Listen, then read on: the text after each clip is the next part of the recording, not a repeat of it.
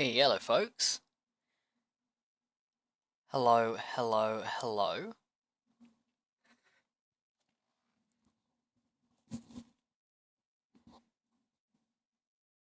Hello, camera. I think I reset some of the settings for the camera. Yeah, okay, so the autofocus is responsive instead of passive. Hang on, I'm gonna deactivate me for a minute. Oh, as soon as that poker comes in, don't worry, poker, I'm still here.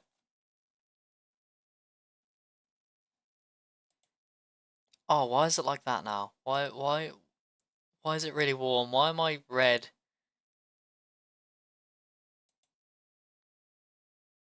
Sorry, you can't see what's happening. I'm real.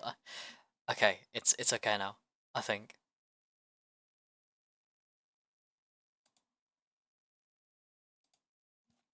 Ah, no, it's not. Ah, what? What? Why? Why you? What? You're not saying you're doing that in the thing?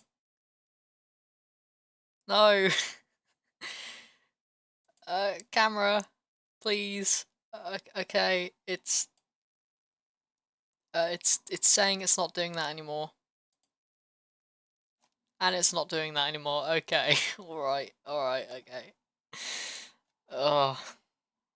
Evil Reese, yeah, I was just activating my my chaos control. No, chaos control's the good one, where it's all good. It's chaos blast, where it's like all evil. It's like yeah, I've just killed 35 gun soldiers. Now I'm just activating my special ability. I should take a when the stream ends. I should take like a screenshot of that moment where it was all red, and just add the Shadow the Hedgehog HUD on top of it. That'd be funny to me. Probably wouldn't be very funny in general, but to me, yeah, I think I'm really funny. Reece, can we get a statement on the Insomniac leak? I forget what was leaked. Insom. Okay, now it's working. Insomniac leak. Images. Can we just get an image?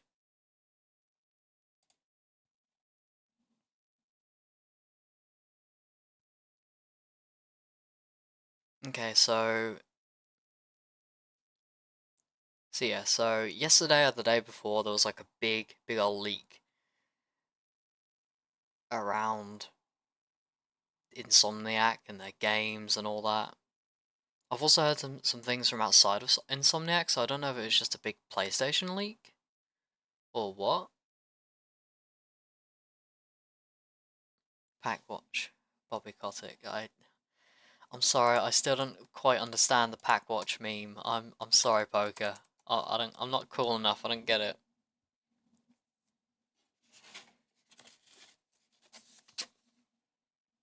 Also, who's Bobby Kotick? I forget. Bobby Kotick. Oh, CEO of Activision Blizzard. Ah, I see. Hmm.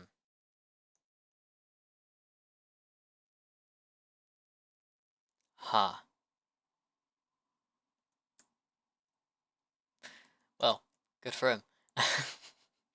He's even on 29th. Fuck yeah. Based. We hate Activision Blizzard. Activision Blizzard. Bloody hell, I can't speak. But yeah, so freaking Venom game towards the end of 2025 apparently. Yeah, depends sort of what they do with it. If it's like a sequel or whatever, I don't know. I don't know much about Venom outside of like really vague memories of Spider-Man 3, the film, and of course Spider-Man 2, the game. Um, So yeah, I don't know what to expect, but could be cool, maybe. Wolverine set for towards the end of 2026. I was never too interested in Wolverine, but like, cool.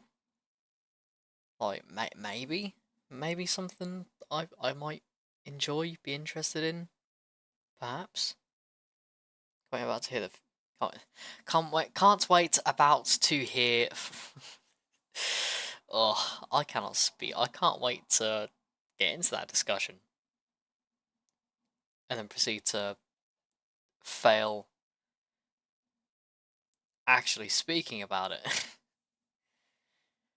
Oh god, and yeah, Spider-Man 3 at the end of 2028. Yeah, very cool. I'm very excited for Spider-Man 3.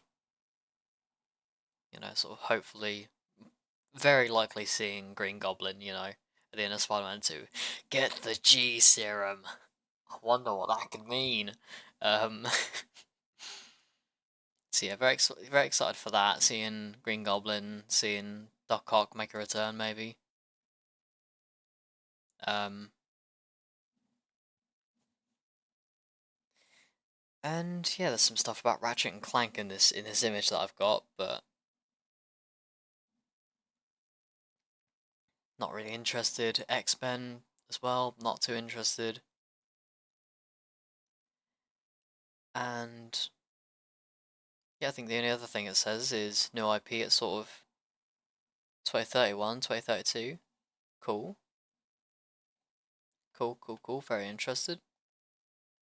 Seeing what Insomniac does outside of Spider-Man and superheroes and all that fun stuff. Ah, who did that? What was that? What was that? The seventh met. Oh my god. Okay. This is off the top of my head. Okay. I promise.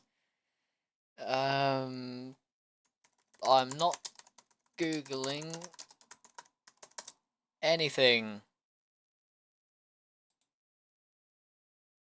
Oh yeah, no, never mind. I actually know what this is. I was. Never mind. I actually know what this is. I don't need to Google it.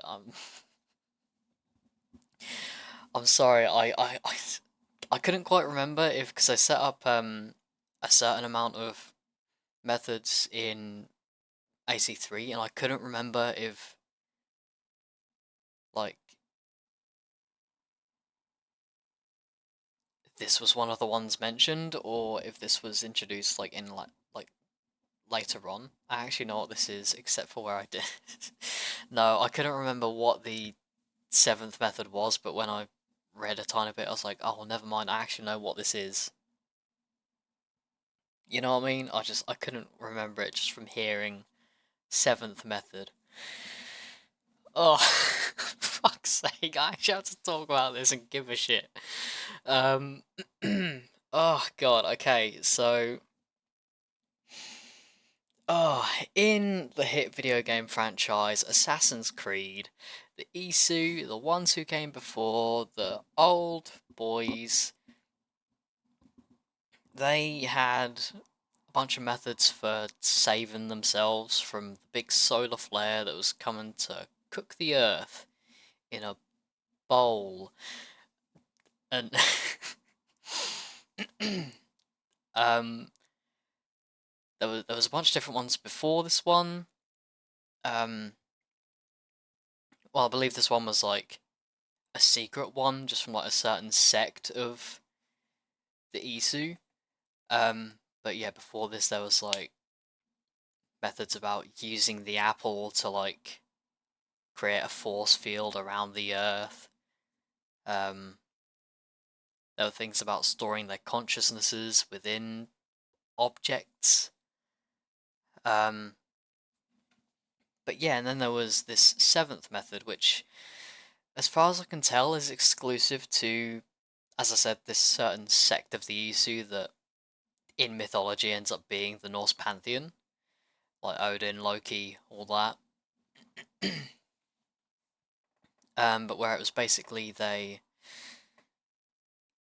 they used uh, the Yggdrasil machine to what was it? It was I'm gonna Google this out. Okay, I'm gonna say what I think it is, and I'm gonna Google it afterwards. But it was like they used this machine to like put their DNA into the human like bloodstream, like gene pool, so that eventually like at some point down the line they would be reincarnated like with their memories. That sounds like it goes hard. It would if it actually mattered, because at the very end of the story, the protagonist, who is meant to be a reincarnation of Odin, just doesn't understand at all. So, like, you, the player, are like, I get this, this is so important, but then the person you're playing as is like, mad ramblings. It's just like, it doesn't matter at the end of the day, but yeah, so the EC used this big Yggdrasil machine to, yeah, put their consciousnesses into, like, the human, like, gene pool, and eventually they'd be reincarnated. Kind of like, if you're familiar with sages from AC4 onwards, it's basically like that, where you're like a completely different person, but like you have the memories of this Isu. And the people who are reincarnated using the Yggdrasil machine have like a mark on their neck, like a black mark. I'll see if I can get an image up for you. But you can see with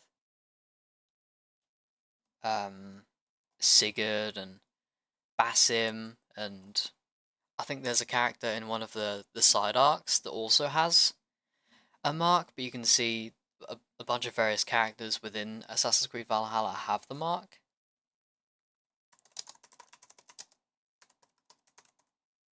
Um,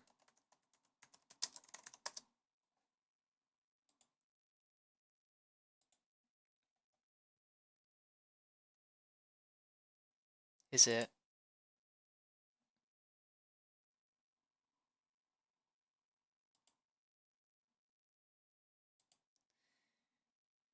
Where are you? Where can I get a good image?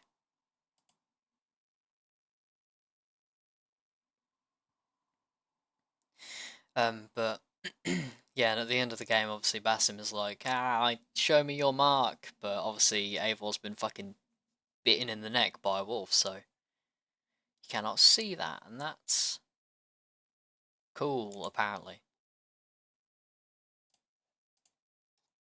There we go. There we go. This is a good enough image. So here with this guy, he's got the little mark on his neck there. I don't know who he's meant to be. I haven't played this game in a while, but I'm also gonna bring me down here where I belong.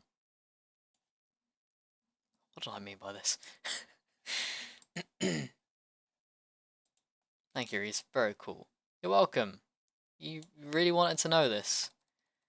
This will be in your brain for 5 minutes because you didn't spend your entire teenagehood investing your every minute into Assassin's Creed.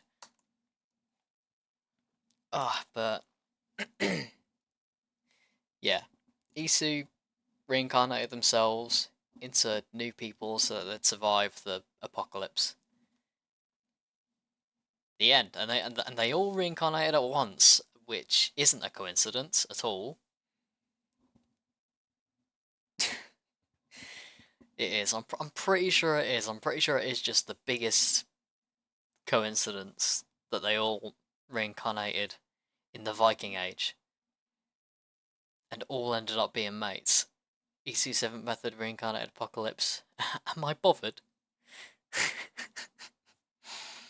I love this character arc going on where you're just becoming British. It's my favorite thing. My lips are very, very dry. I'm gonna go pop some Vaseline on them.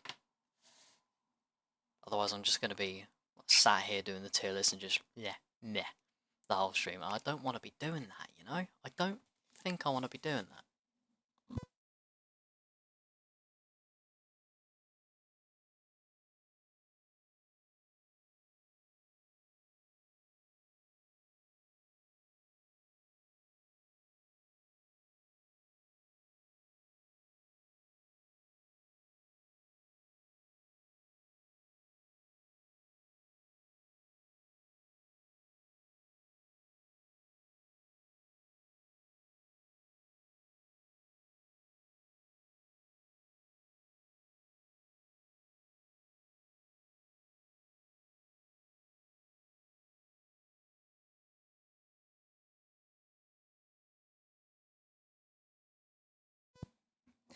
Yeah, dude. Vaseline. That's not weird. I remember actually hearing a wild theory that lip balm was actually designed to eventually dry your lips out again, so that encourage you to use it more and buy it more. But yeah, no, Vaseline is quite good for the old lips.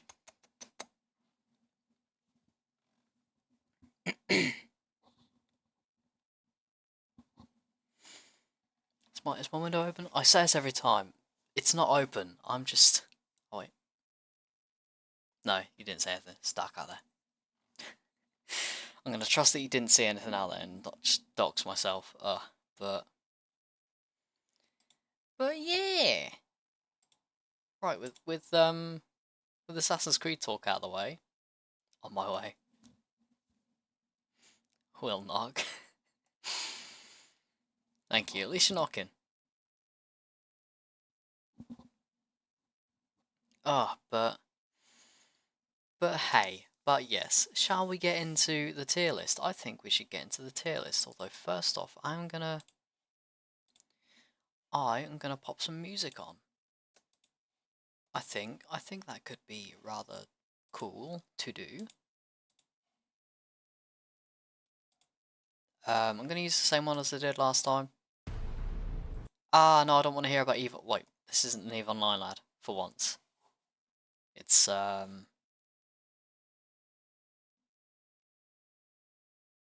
Dragon Hair.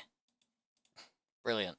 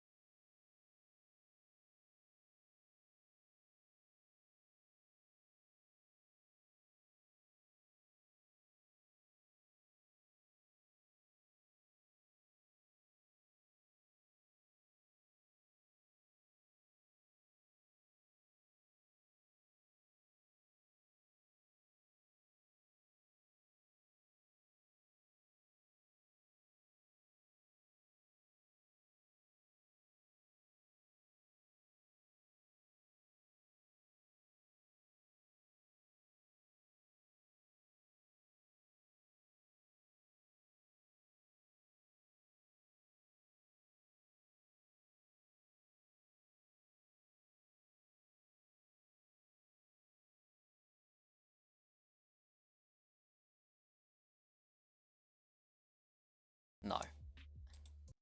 Actually, you know what? No. Because I was actually going to turn this into a video. So I think I want to do it without the music.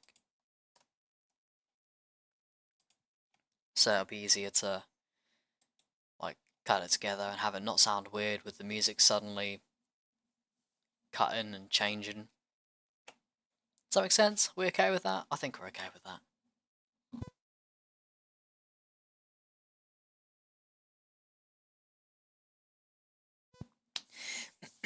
But, yes, right. Yes, I can click on this. Okay, tier list time! We all have tier lists, don't we? Because it sounds like Tyr from Assassin's Creed Valhalla. I didn't say anything. You heard nothing, but yeah. So I've got a obviously we've got the regular S to F, and we've also got just a spare bar here because I didn't realise this Sea of Thieves image had the white bars on the side, and I know tier list maker has or tier maker has like a symbol or like a logo that goes on the top here, so thought I'd put that one there. Anyways, so not obstructing anything. But yeah, I'm gonna try to go as in chronological order as I can, but like sometimes like I just won't be able to remember like when I played a game. But hopefully I should be able to, I think. For the most part. Um I think I've got all the games down. It's kind of hard because I did a lot of because I did just play a lot of like games just in my own time, just like say randomly hopping back into like God of War or like Horizon. So I'm getting like the older games mixed in with new games, and I also forgot to add Spider-Man and Spider-Man Miles Morales because I forgot I replayed those games in prep for Spider-Man 2. Hold on, hang about. Let me add those in.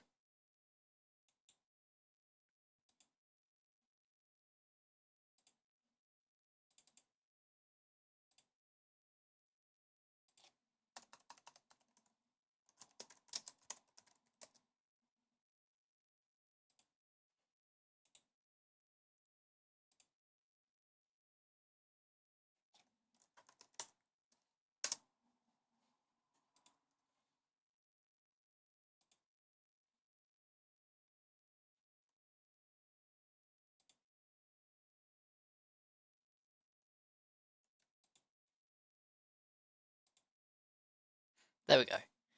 There we go. But yeah, Sonic F tier, fuck that game. F for fuck that game. Exactly. That's where they're going. I'll do it right now, actually. Oh fuck, my... Does that reset it? It has reset it. Epic. Oh, that's the only thing about this fucking mouse is that it goes back. Ugh.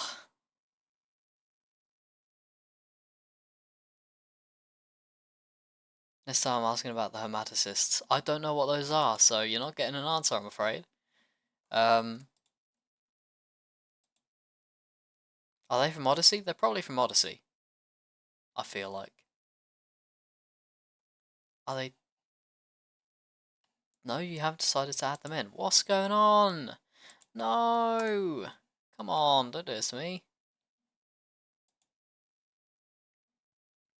I do not know every corner of AC lore, I'm afraid. Especially when it comes to Odyssey, which it does sound like that's what it's from. Hematocists, that sounds very Odyssey. Um, okay, you know what? I'm just gonna make a new tier list. Delete template.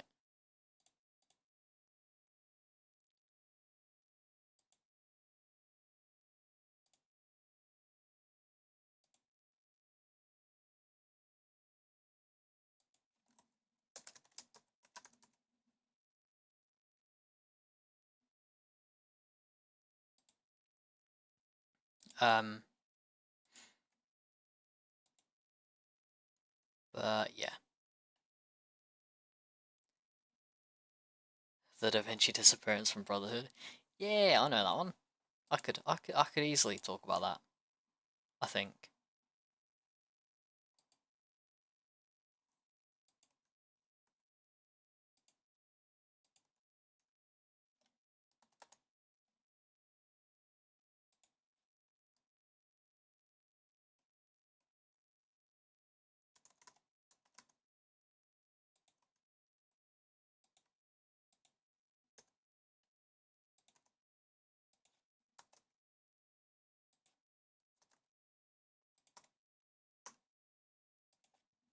Right, there we go.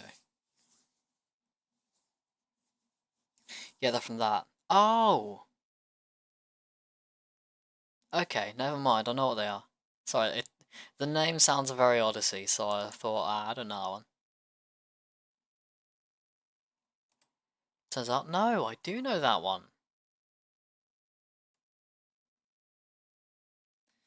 Never mind then, I'm mistaken.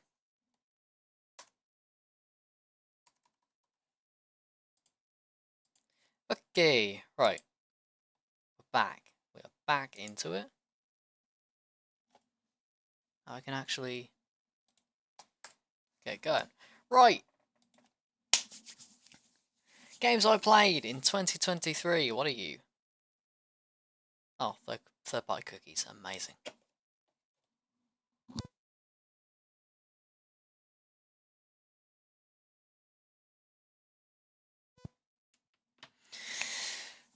But, yeah. So, 2023. In terms of games, good year, I think. Quite a good year. We got some bangers. And overall, I think I played some bangers, whether from 2023 or not. Um, and of course, I streamed this year. Started streaming this year. Yeah, overall, a heck of a lot of fun. So, and yeah, I've got, like I said a second ago, we got what I believe to be all the games I've played this year. Um, like fully. Um, sorry, pardon me. And yeah, I'm just gonna try to go as in chronological order as I can, like I say. So we've got Portal 2, EVE Online. Well, I say games I completed, but for some games like Eve, Valheim, Minecraft, they work a bit differently, so I'm like including them for different reasons. But yeah, so as I say, we've got the Portal games, we've got Eve, got Microsoft Excel Simulator on that crazy. Yeah, I haven't engaged with that aspect of the game too much. I'm not a big EVE Online fan, but I tried it out earlier in the year, back when I didn't have a face cam or anything. And I enjoyed it well enough, but I haven't been back to it in a while. It's not something I enjoyed too much. I think I just had a little phase where I quite liked it. Valheim, quite enjoyed that. Very fun. And then we get into the Sonic games. Sonic Adventure 1, Sonic Adventure 2, Eternite, Coffee Talk 1, Coffee Talk 2, Horizon Forbidden West Burning Shores. I'm also counting DLC, so yeah, that's why that's in there. Um, Spider-Man Miles Morales, Minecraft, we played a lot of Minecraft this year. Mirror's Edge, Persona 4 Golden, oh, my baby. Sea of Thieves, I played a lot of Sea of Thieves this year, so I'm including that. Um, the Little Nightmares DLC, Shadow the Hedgehog. I've got I Am All of Me from Shadow the Hedgehog stuck in my head, so that's this. I'm having a good time here. Sonic Heroes, um, Spider-Man, Spider-Man 2, the Slender the Arrival remake, um, Jedi Survivor. Oh, my beloved. and God of War Valhalla is the most recent thing I've played. So far, God of my blood. Yeah, I keep forgetting which Persona games you've played, Poker. I feel like there's one that you haven't. Is it Persona 3?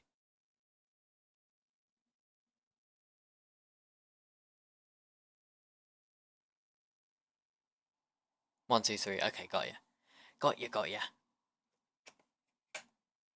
Um, yeah, I'll do my best to give spoiler warnings, but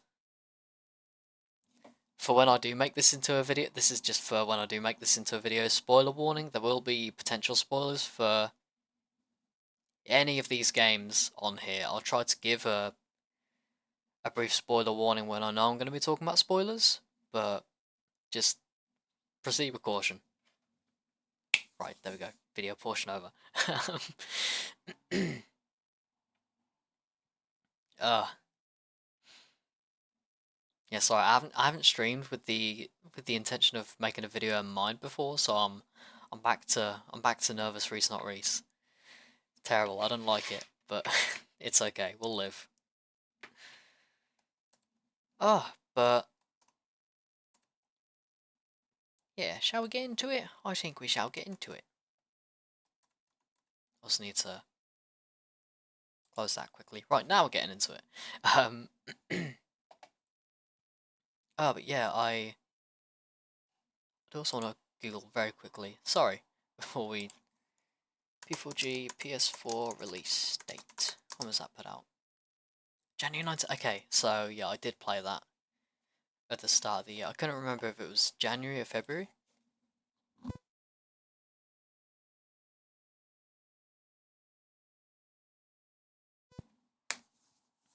Um, but yeah, so I suppose the first game I would have played would have been Coffee Talk. Yeah, I believe I started playing Coffee Talk at the end of last year, finished it at the start of this year. Coffee Talk, a very good indie game. It's a very charming, very good little indie game. I don't play too many indie games. Not nearly as many as I'd like. I've played a few in the past few years. I played Inscription last year. I played a little bit of Celeste a few years ago when that came out for free on Xbox Live Gold.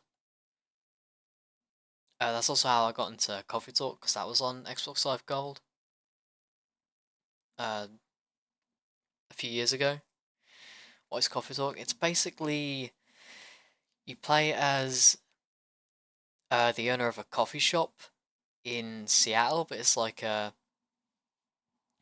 alternate Seattle where there's like a bunch of different fantasy species living there. So um you got like werewolves and um oh, fuck, I'm forgetting them now.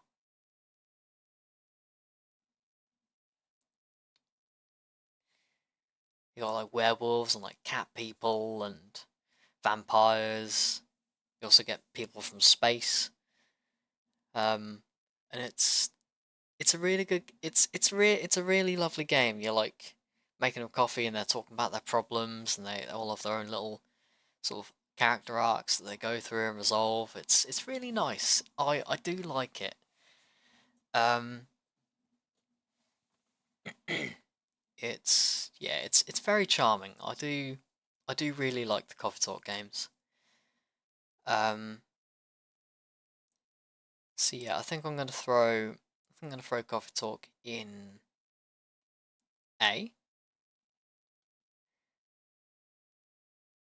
and I think I might do the same for Coffee Talk 2 as well. Um, I think the only thing I'm not too big a fan of in the Coffee Talk games, and I know it's just for gameplay reasons, for replayability and stuff. We know from the Sonic games that I'm not the biggest fan of needing to replay something, because I'm just bad at games. But in both the Coffee Talk games, it's like a big part of it is like you don't have like a list of drinks you can make. You have to figure out the ingredients from like vague descriptions, like, oh, I want something sweet but not too hot, or I want something that is both sweet and sour, but you're not allowed to use this ingredient. So that's like a big mechanic of the games, is like figuring out what drink the person wants. Um, and it's like it locks you out of like the best ending if you don't get all the drinks perfect. And I'm not entirely sure if I entirely like that, or maybe it's not so much the concept of it itself. It is the fact that um, the characters sometimes react like really negatively if you serve them the wrong drink after giving you like the vaguest instructions. And I feel like the second game was even more egregious with that. And like, I don't know, it didn't for a game as charming and as feel good as Coffee Talk. I feel like that didn't quite click. You know, 'cause you kind of sat there like, I've wasted all my attempts at this drink, and you're like, you give me the vaguest instructions. What do I do? But I don't know. It's still good. It's still good. I really enjoy the games. They're very nice. Sip. So this is the reason I don't have hydrate as one of my rewards, because I drink so much when I stream anyway. So I don't want to like add a hydrate, get double the drink. Sorry, side tangent. Um, um, but yeah, no. So yeah, Coffee Talk, very calm, very relaxing games about making coffee and listening to people talk. It's in the name, coffee talk. You do make coffee and people do talk. You can't bash them. It does what it says. You can't show them. It does what it says on the tin. That's a that's a reference. Um,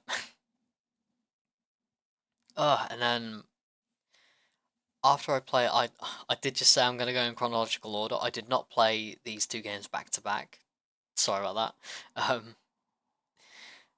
But I played Persona 4 Golden after I finished Coffee Talk and S tier.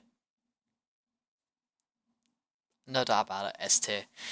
The Persona games are some of my favourite games of all time.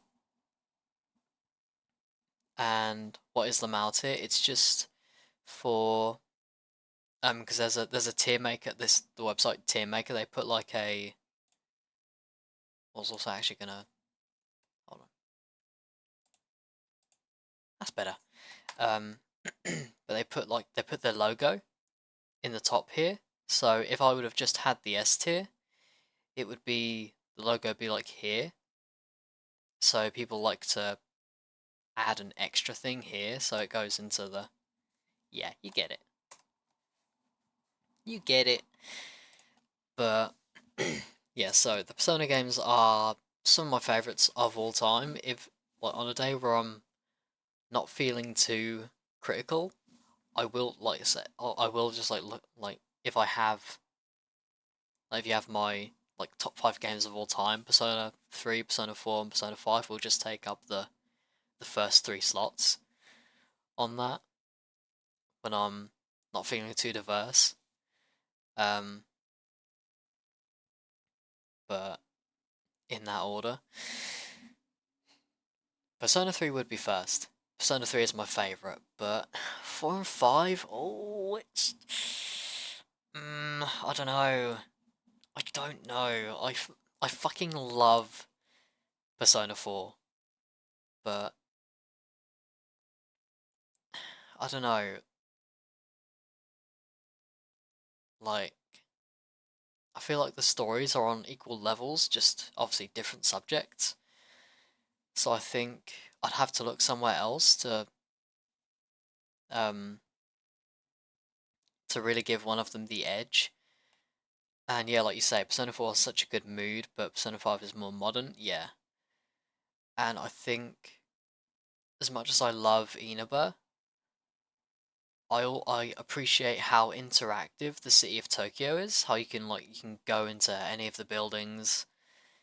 They all have like a function. Um, the world is just so interactive and immersive, I feel, especially with the over the shoulder camera, I feel like. Um, yeah, I feel a lot more immersed in Persona 5 than I do in Persona 4, I feel like.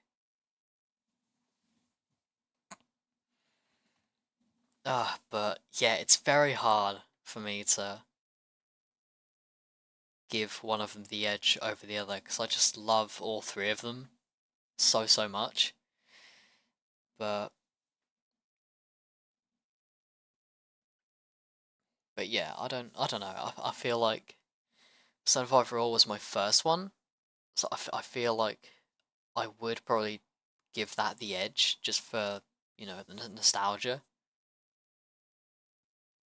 and just the impact it had on me from being the first Persona game I played.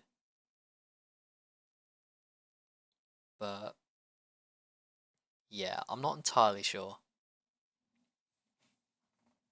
But yeah, Persona 4 Golden, played that this year. I bloody loved it. I just a little side note about Persona 4, but I would be. Ooh, how do I word this without spoiling it? I did play it with a guide on how to get the true ending. I would be very curious to see if I would have gotten the true ending without it. I feel like I would have. I feel like maybe. Hmm, huh. Actually, I don't know.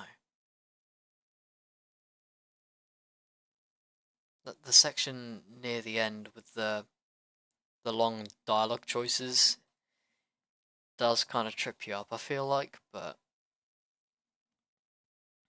I don't know. That's just a side note. I would be like if I could go back and play that game again, I think I would go about it without that guide. Um, but yeah, no, little that just little side note, teeny side note. Um, yeah, Persona 4 Golden S tier, very good game. I do like it a lot. Um, I'm pretty sure, yeah, pretty sure Portal Games are after this. Oh, sorry, I was about to read your last message again. Um, yeah, fun fact, I actually streamed the Portal Games before I had the VODs channel, so those streams are lost media, unfortunately. Um, but that's okay. That's alright. Um, maybe we'll stream again at some point, but yeah. Portal,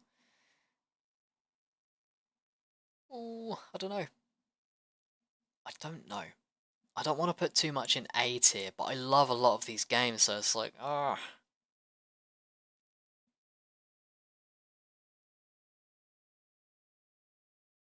Tell you what, actually, I'll move these two down because I do have slight issues with them that I did talk about. Um, yeah, Paul, go up there. I freaking love Portal. I played it for the first time a couple years ago, I believe. I think it all again came to Xbox Live Gold, and I played it there. And yeah, good gameplay. Really cool way of just sort of drip feeding the lore to you over the course of the game and through the world building. I really appreciate that. Um, of course, as someone who played the original Assassin's Creed games and got a lot of the game's lore from the world building and really subtle hints and all that, I do really appreciate that way of storytelling. and I think that only gets better in Portal 2. I'm actually gonna put Portal 2 in front of Portal because I found I just remembered the sections where you go like deep underneath Aperture Science to the old Aperture Science. I found that to be really fucking cool. Just exploring these old experimental places. I thought that was really sick. Obviously discovering the truth about GLaDOS and everything. It's like I did not do the co-op. Unfortunately, I did say I'd look into that, and I didn't end up doing it in the end. But I would like to go back eventually and do the co-op levels. But yeah, the main story itself I thought was, as I say, really cool. You learn more about Aperture. You go to old Aperture, which I thought was sick. And Portal 1, of course, it's a classic game. It's bloody incredible. Sort of set up and established this really interesting post-apocalyptic world from just inside a lab. And yeah, really interesting. Really, really interesting.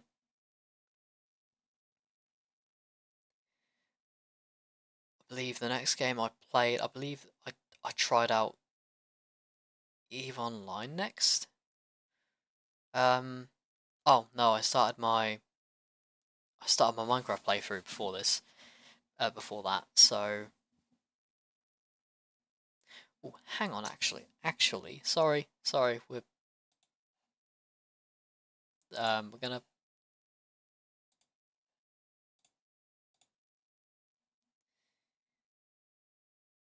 we are gonna, when was this?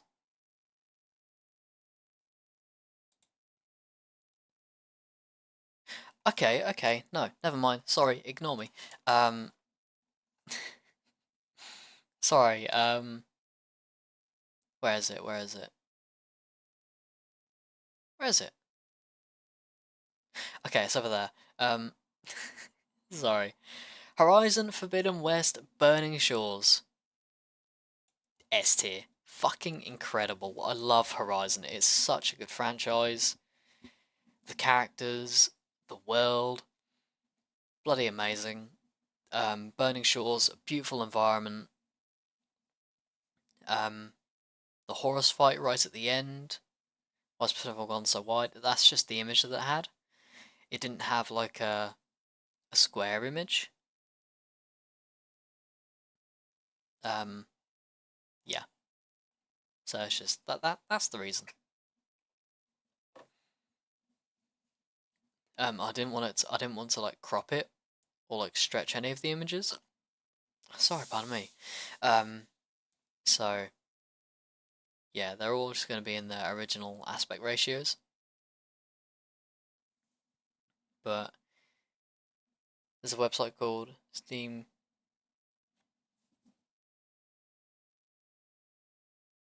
Grid DB that has images in a couple aspect ratios for a time. Ah, got you, got you. Um, but yeah, no. Burning Shores, really bloody incredible. If you don't like it, you're homophobic. This is true. This is what we do know. Um,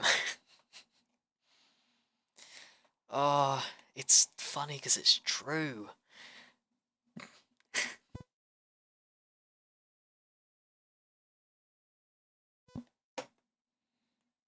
No, genuinely, fucking. There's two women at the end that kiss. Um, so if you don't like that, no, there are a couple issues with the DLC, but yeah, and as we know, Horizon Forbidden West did bring a lot of weird people out of the woodworks when it was first announced, because people were really weird about Aloy's face. Um, so no, I'm sorry. As I say, there were some issues with the DLC. It fucking sorry. Um, I I've heard from some people that this was a response to the criticism they got with the main game. Now the main game was criticized for holding your hand too much in the open world. I think it would have gotten this criticism anyways, but it was especially like the people who were saying it were especially loud about it because Elden Ring released like around the same time as Horizon. That's like that's like a trend with the Horizon franchise that's coming out around other popular games, more popular games. Zero Dawn came out around Breath of the Wild, which is bloody unfortunate. But yeah, so Forbidden West was criticized for holding your hand too much in the open world. So in Burning Shores, they got rid of the tall necks, the Ubisoft towers, basically that unfogged the map, and they just had you walk around. Um, but then the world wasn't designed for like really fun traversal. It was like really like had a lot of verticality and then just a lot of like drops into water in between the vertical sections. So you'd spend a lot of your time just flying around, and it wasn't very fun. And I'm stealing this quote from old lasers, but the content at the markers, I find is a lot more interesting than actually like getting to the markers. So like I feel like the game should have not veered so hard after the criticism and just stuck to what it knew with the open world. And I think just not having a tall neck there is a shame. They're kind of like a staple of the franchise. Um, but yeah, no, that's really my only sort of big issue with the DLC. The rest of it, as I say, really good, like really sort of beautiful environment. Um, the combat, the new machines were really fucking cool. The new weapon, sick, very sick. Um, the new mount with the water wing where you could fly and you can go underwater.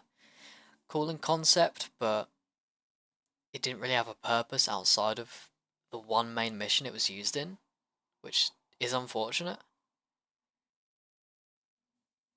And of course, the big Horus fight at the end proved why it was PS5 exclusive, and it was just really fucking sick. You know, hearing about these monstrous machines that literally ended the world across both the games, and then you get to the end of this DLC and you see the eye activate and it start moving. It's just like, oh no, that was fucking incredible. I I I almost wish the trailer didn't spoil that, but I get that they had to sell the DLC. It's just that, like, for me personally, I'm a big fan of Horizon. I was buying it anyways, so I would have appreciated if the reveal trailer didn't show the Horus waking up. Because that would have been a massive fucking shock. Like, oh my god, this guy's trying to reactivate this thing that ended the fucking world. Um, and just the terror that comes with that. But yeah, no, it was a really fun DLC, like gameplay wise, and of course the story was bloody incredible, as it always is with Horizon. 9 times out of 10. Um,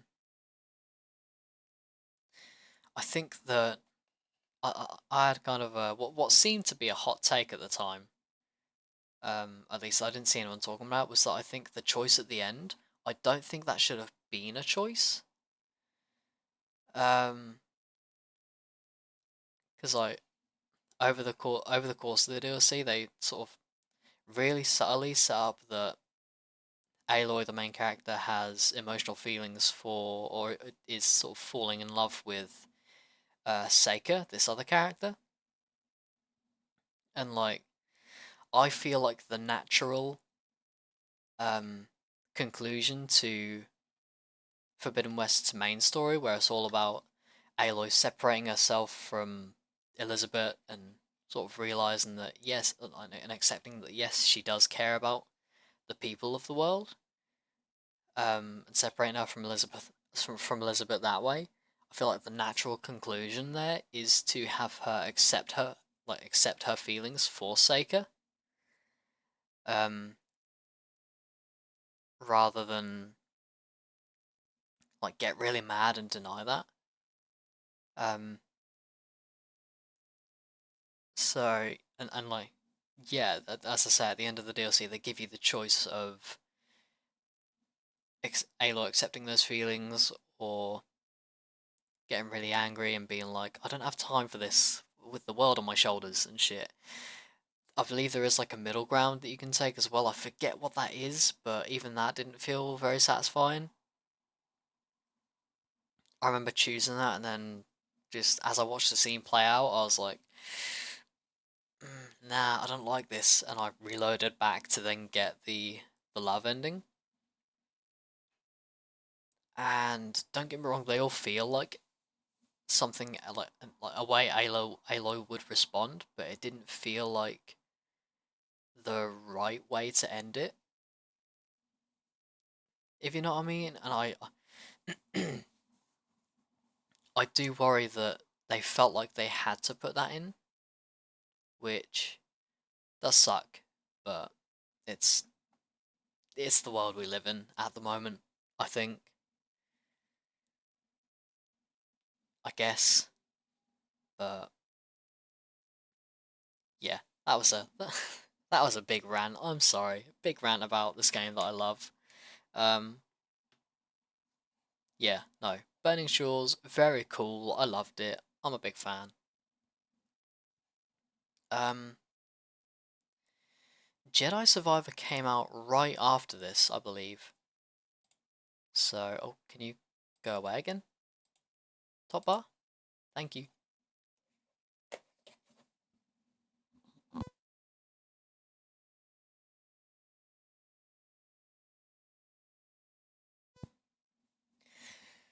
But Punk Pronouns is still the best of 2023 for me. Yeah, same. One of my favourite bits for sure that we've turned into. Fucking current day. Never mind. I think that's my favourite bit. The one right after that. Because it relates to Assassin's Creed. Right. Jedi Survivor. My personal pick for Game of the Year, I think. Yeah, get you up there. Jedi Survivor. Yeah, my personal pick for Game of the Year. I feel like it is just in every single way a step up from Fallen Order. I feel like really the only reason you would go back to Fallen Order, aside from the story and the environments that you don't get to explore in Survivor, are just like minor gameplay mechanics that don't make a return in Survivor, but like, yeah, no. As I say, Survivor to me, yeah, it just feels like a complete step up in every way. It doesn't feel like it compromises with anything. It doesn't feel like in any way worse than the original. And yeah, no, it's just a really, really good game. I had so much fun with the traversal, with the combat. There were a few boss fights where like, I noticed this throughout the game. It felt like there were a lot more enemies that would spam unblockable attacks, but at the same time there was an essential dodging mechanic that I completely forgot about. or just never took the time to learn. It was the instant dodge where you don't press any movement buttons, you just press the dodge button, and you'll like no matter what the usually no matter what the attack is, you will just dodge. Um, well, it's like kind of like a force dodge. Um, and so I would like to maybe go back and replay the game at some point with that mechanic in mind and see how I feel about it then. It will sort of turn the tide of some of the what I felt were unfair boss fights. Um, but yeah, as I say, overall, Jedi Survivor, my game of the year, a complete step up from the previous game. Very good, very good. And I charge. Oh, I love that. When we talk about games with bad mechanics, we just go back to Sonic. But we're not there yet. I don't think we're there yet. I think we've got a couple more games to get through.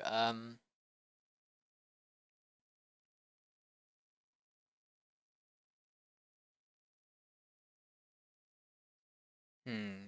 I'm sure I did a few Sea of Thieves streams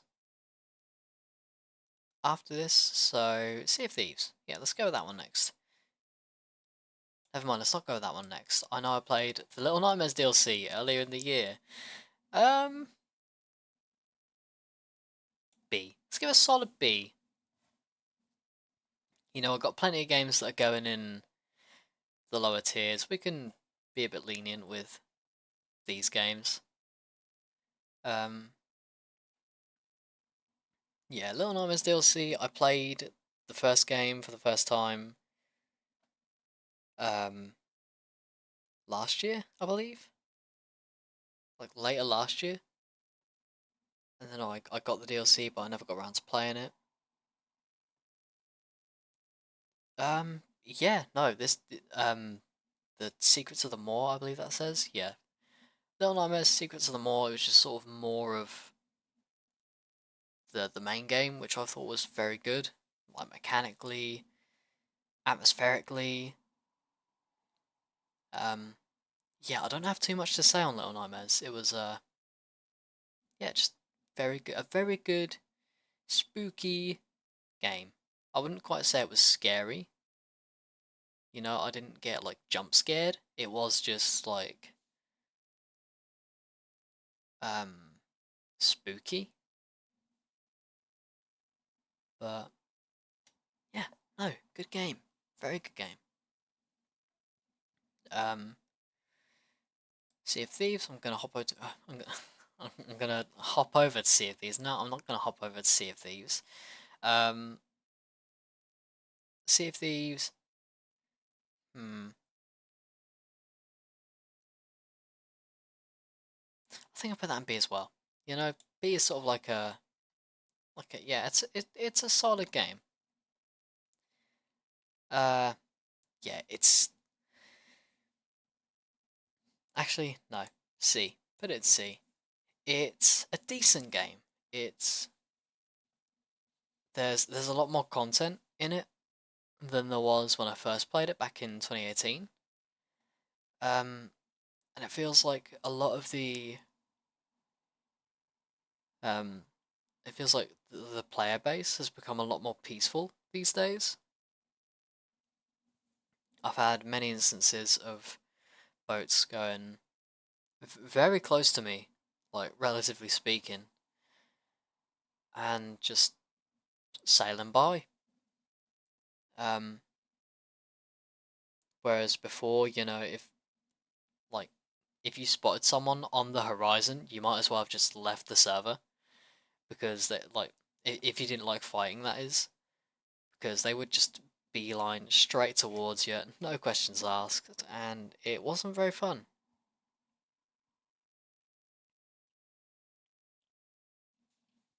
Yeah, it wasn't very enjoyable.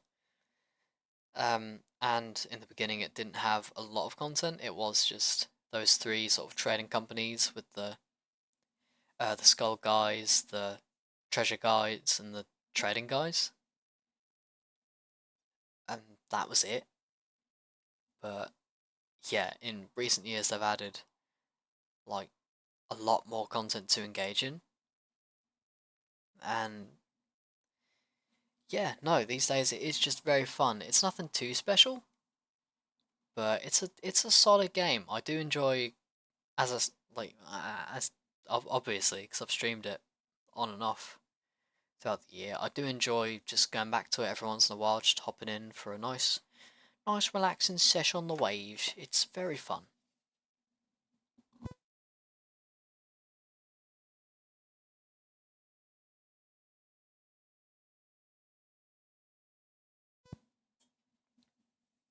And I'm now sort of losing track of when I played the game, so I'm gonna. Oh no, come on. Okay, it saves. Okay, right, it saves. Nice. Okay, no panic. We're fine. Um, yeah, that's gonna happen a few times throughout the stream. It's because I've got this mouse with the forward and back buttons. Sometimes the left click will count as a back press, so it will just take me back to the previous page, and that sucks. But it's okay because it saves. So yeah, Eve Online. I I don't know if I can, and if I can, I don't know how to do that. But maybe I'll look into that. Um, yeah, Eve Online. I'm gonna put that in D tier.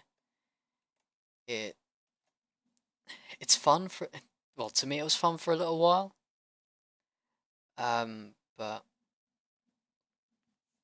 I don't know. I don't have too much to say about the game. I'm not a big MMO guy. Um, I don't know. Yeah, they're just not really my thing. I don't find them too engaging. They're they're nice for a. God, I'm so sorry. Like just a nice 2 hour chill session every once in a while. But when I'm busy, I'm not really looking to spend my time with MMOs because I'm usually a bit busy playing another game that I enjoy a lot more. But yeah, EVE Online, pretty decent. It's alright. Not really my thing, but I can see why you'd get sucked into the gameplay loop. And I do appreciate that there are a lot of routes you can take in the game, whether you want to just, be passive, just do mining and shit, or if you want to get involved with combat and stuff. And like you said earlier, poker, there is the whole looking at spreadsheets and shit aspect of it where you get really into it and you've got like multiple files and you're saving chat logs to your PC and yeah, it's you can go really in depth and overboard with it, but yeah, for me it's a good bit of relaxing fun, but I'm not too into it, I don't think. Um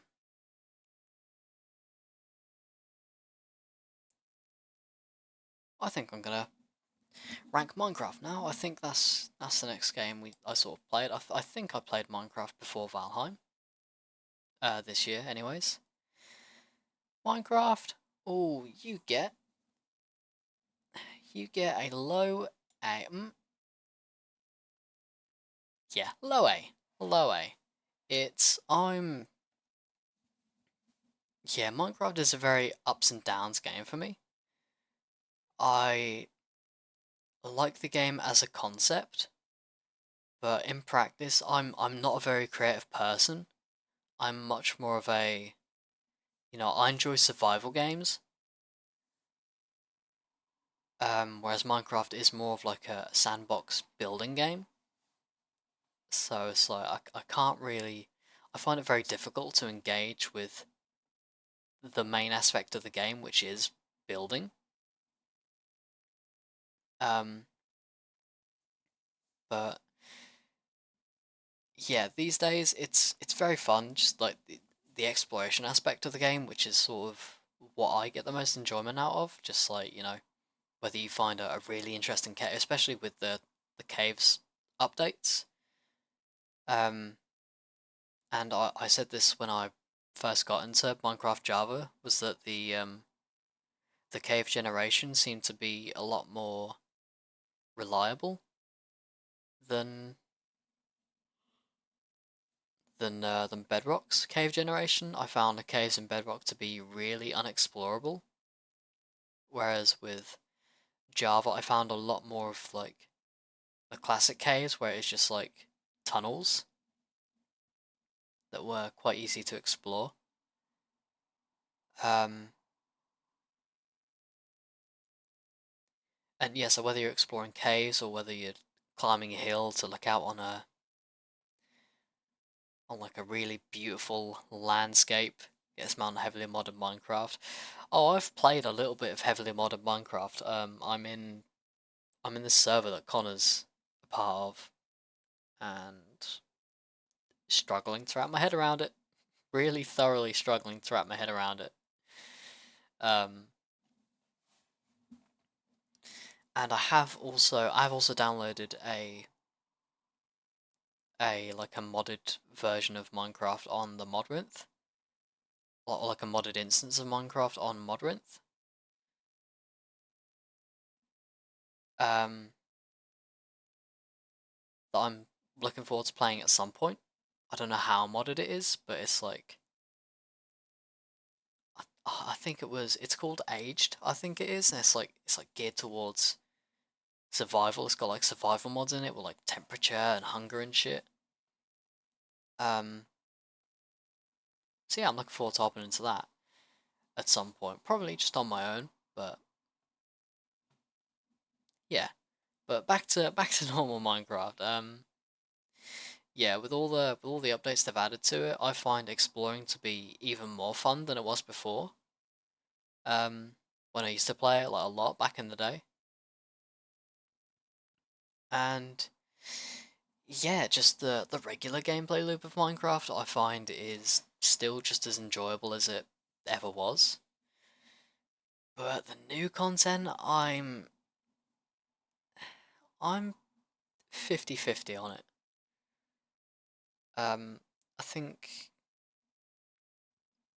was it Stampy that said something along the lines of like all the new updates, all the new additions they add in have like a singular purpose, whereas back in the day the updates would like add something that you could then do a million different things with, like pistons and stairs and all that fun stuff that was added early on. Oh god, I'm so sorry. I'm bad at this. Um, but yeah, so as I say, I'm a fairly average Minecraft fan. Or I don't like new updates. I like old updates.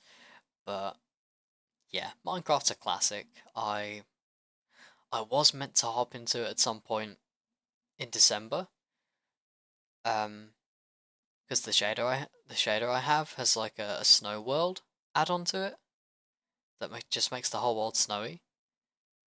But yeah, we ran out of 3 days in December, so we'll have to hop into it in January. Um, but yeah, no, Minecraft, very good game. That goes in A tier. I I still enjoy it years on, even if the game has changed in a lot of different ways, good and bad. It's still Minecraft. It is still Minecraft at the end of the day. Didn't know you're an honorary National Honorary Day, where you honor your local beehive. I didn't know you're an honorary cozy boy. I am. I'm a cozy boy. I've played Coffee Talk. Coffee Talk's very cozy. We've talked about this. Sorry.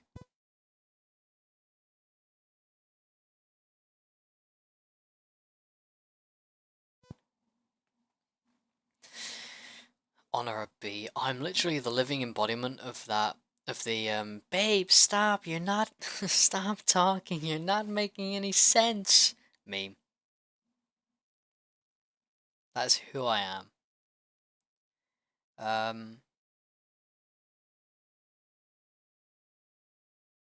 But yeah, this is where we get into the games I've streamed.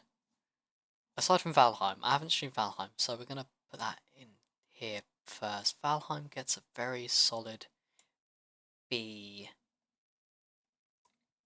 I partook in a video series that Adrian Spectral Division is currently working on, Valheim 100 Days, where we played this game for 100 in-game days, and it's very fun. It's very fun. It's very fun alone. It's very fun with friends. It's yeah, it's a very decent survival game. It's not as far as I can tell, it's not like the most in-depth survival game ever. You know, you don't have hunger and thirst, but like it's very like Minecraft in that way. It's like a semi-realistic Minecraft where instead of blocks, you have like realistic terrain and shit, and buildings have like physics. You have to like make sure everything's supported. It's yeah, it's a different, like, it's a slightly different take on this kind of soft survival kind of genre of games like Minecraft, and I enjoyed it. It was quite good. It's quite nice. I've been meaning to make my own world and just hop in and see how far I can get just on my own, but I haven't had the time. But yeah, Valheim, very good, very sick, very nice. Sonic Adventure DX.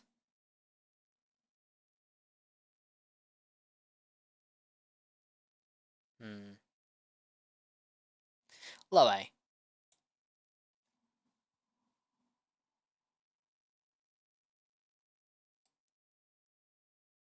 High A, actually, I think.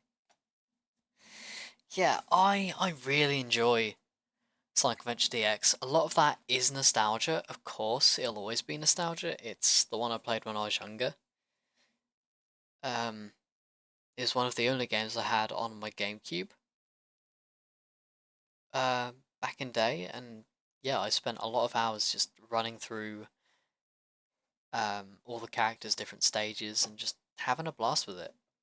It's yeah, and today these days I feel like it is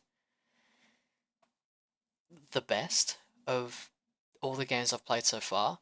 The controls are like the game controls well. The levels are designed in a way that fits near perfectly with the controls.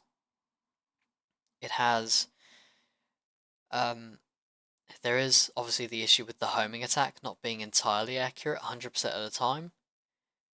Um and they never quite got around to fixing that, it seems, with the adventure games, but aside from that, it's yeah, it's a really good game. It's a really good Sonic game, I feel like. Um, and the unlike Sonic Adventure 2, the the different character like stories don't change the gameplay so much that it feels like you're playing a different game, and it's usually bad. You know, like say for Tails, you're still running through a stage. For Amy, you're still running through a stage. Um, like with most of the characters, you are still running from point A to point B, but where the mechanics are slightly different. And yeah, while that might be a tiny bit boring, I feel like if I had to choose between that and Sonic Adventure 2, where the gameplay changes so drastically that it's just bad, I'd have to go with Sonic Adventure 1. Um, so yeah, no. Overall, Sonic Adventure DX, very, very good game. I always enjoy going back to it. Um, and yeah, it's very, very good. Sonic Adventure 2. Hmm.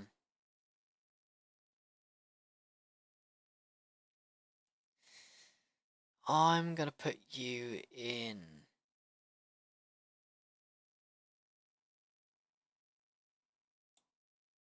Yeah, I'm gonna put you there. All right. Nah, you're going there. Yeah, when people say this is the best game of all time, when people say this is the best Sonic game of all time, they're really only talking about the speed stages with Sonic and Shadow, and even they aren't very good. I feel like the best Sonic stage is um City Escape, and that's mostly because there aren't any death drops. Um, but even with City Escape, the controls on the PC version are so fucked and so sensitive that you will spend a lot of your time missing the railing you're about to grind on, um, or not turning quick enough because the first section is a snowboarding section, and the controls for those are just weird. um, and yeah, the controls being really sensitive don't help when there are death drops and shit. I've never liked the death drops in Sonic games. I don't think. I think they kind of suck, but that's okay. That's all right. And that that moment of me putting it in D and then moving it down to E was me remembering the final story where you have to survive through the entire thing. Well, no, actually, not the entire thing. That's a lie. You need to survive through a massive gauntlet that's like 20 minutes, half an hour long of you playing through various characters as they each go through their own section of this massive level on one shared pool of lives. Yeah, that's probably the worst time I've had with a game, I think, is trying to get through there and realizing, oh, these characters don't have separate lives. They're all shared. So if you die twice as Tails, you will have two less lives when you're playing as Knuckles. And yeah, as I say, with a game that's like as mechanic where the controls are so bad in that game, it's very easy to die.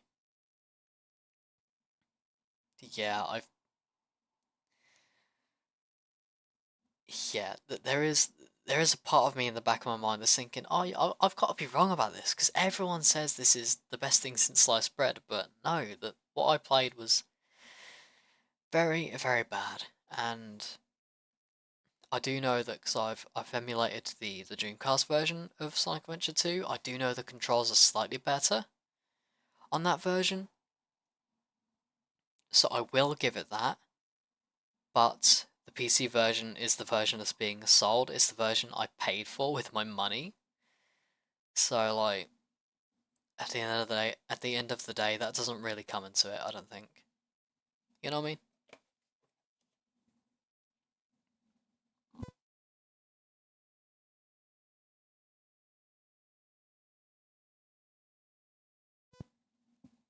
So yeah, overall, I'm sorry, Sonic fans. I'm so sorry to say this, but Sonic Adventure 2, bad. One of the worst games I've played. Sonic Heroes. Oh, you go here. You go right at the bottom. Um, I couldn't even. I couldn't even play through the second to last story of Sonic Heroes. I had to get a save that had the whole thing beaten. Fucking dumpstered. It got fucking dumpstered. That it did. That's what F stands for. Fucking dumpstered. Uh, I thought, yeah, yeah. Fucking E is the bottom drawer. F is yeah, thrown out the window so that it lands in the trash. Um, oh, yeah, no. The controls in this game are very slidey.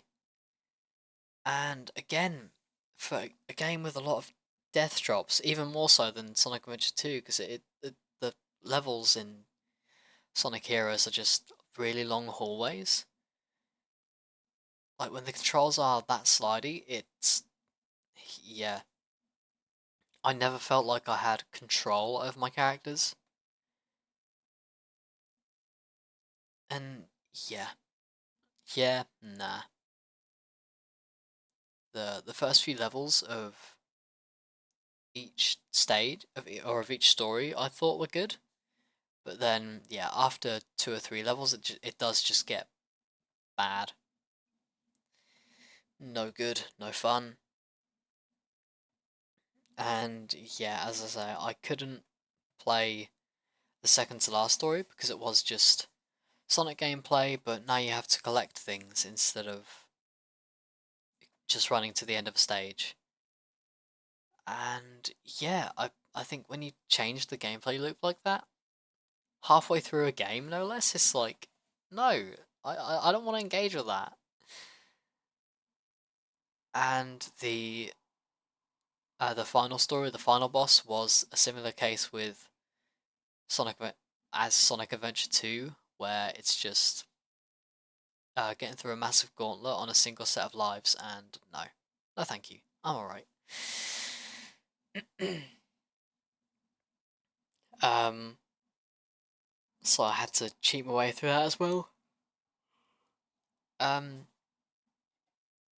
and yeah, I as much as of course I know there are people that got through those without cheating.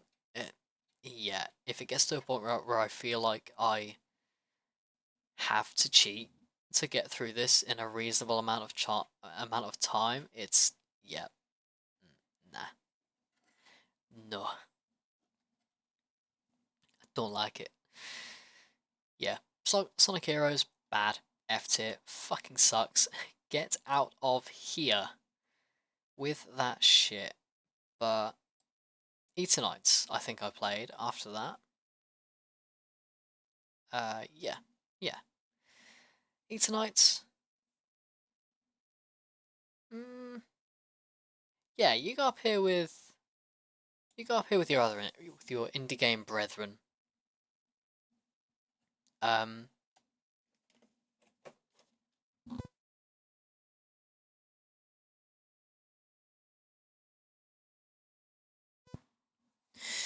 oh yeah, Eternights was or is we're still playing through it.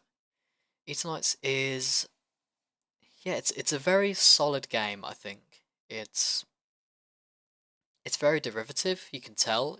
I mean, the dev said it themselves. They made it very clear that Eternights was inspired by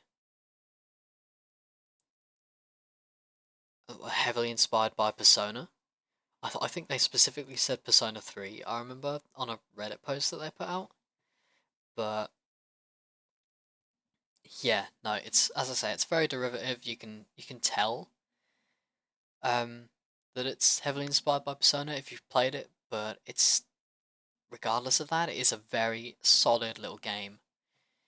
It's not very deep, it's not very thought-provoking. You're not gonna dwell on this game after you've beat it. Adrian, you fucking missed me talking about Yggdrasil from Assassin's Creed Valhalla, you bitch.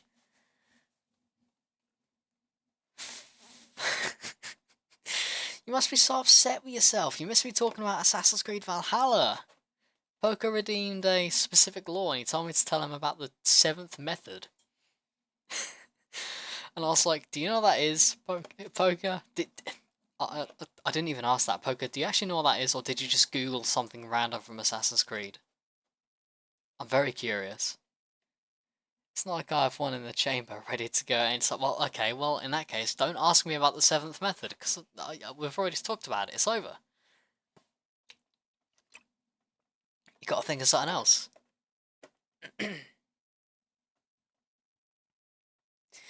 But yeah, feel free to look at our tier list so far.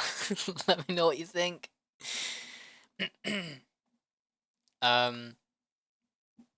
But yeah, I hope you're well, Adrian. I hope you're doing fine and also dandy this Wednesday afternoon. For some reason, it feels like a Saturday, but I'm not playing Sonic, so it's not a Saturday. Um, you missed Reece going into the great detail about the seventh method. Yeah.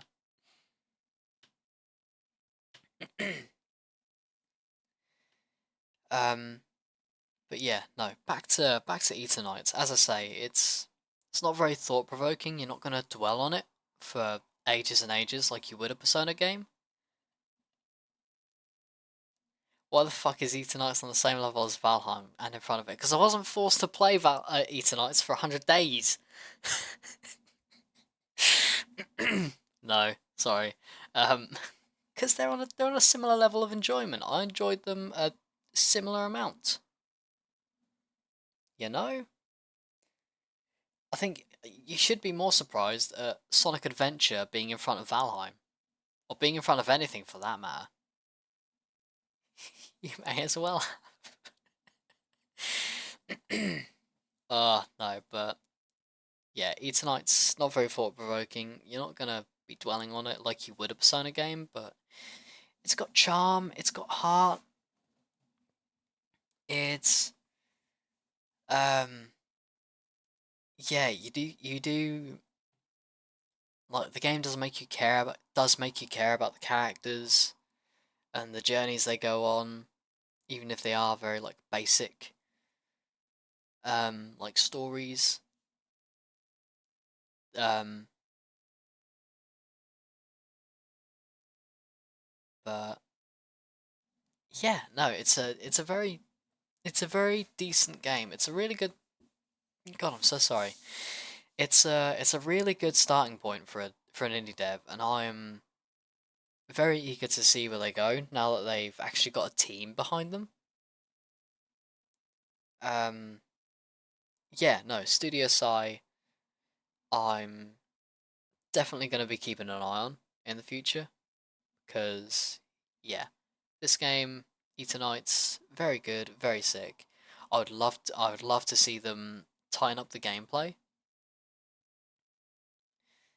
Because that was one thing that I was sort of, I think, most critical of with Eternights. It was the gameplay, like, felt kind of sluggish at times, especially with the button presses and like the timings for it. But yeah, Eternights overall a really, really solid game. I'm glad I paid attention to it. I'm glad I played it, and yeah, I'm very, as I say, eager to see where the devs go next. Also, yeah, why is Valheim not S tier? I'm gonna provoke your thoughts. Your fucking thoughts, Drengir. I cared about the characters and the journeys they went on in Valheim. Yeah, me too. We did go on a journey. This is true. Jokes aside, nothing I could particularly argue here. Weird that you have Sonic so high, but you know, that's right. It's because it's Sonic Adventure DX. It's the only good one. The rest of them are bad. um, but yeah, I'm gonna make Spider-Man now because I think I sort of started playing or replaying the Spider-Man games while I was playing the Sonic games. So yeah, just gonna give him the old ranking. Um, ooh, where am I putting you? Where am I putting you? Where am I putting you? Oh, fine, you go there. And also, hey, you go there. Yeah, high eight. Yeah, well, I don't think of them on the same level as I think Sonic Adventure. That they're definitely above Sonic Adventure, like that. You know. Although I do feel like I'm putting too many in S tier. I do worry about that, but Yeah, I think you just have Sonic Adventure 2. This is true. Yeah, I feel like maybe I should have. I feel like maybe I should have removed E and F tier, but I feel like you gotta have F tier. That's a classic saying. Yeah, that's F tier. Um, hmm.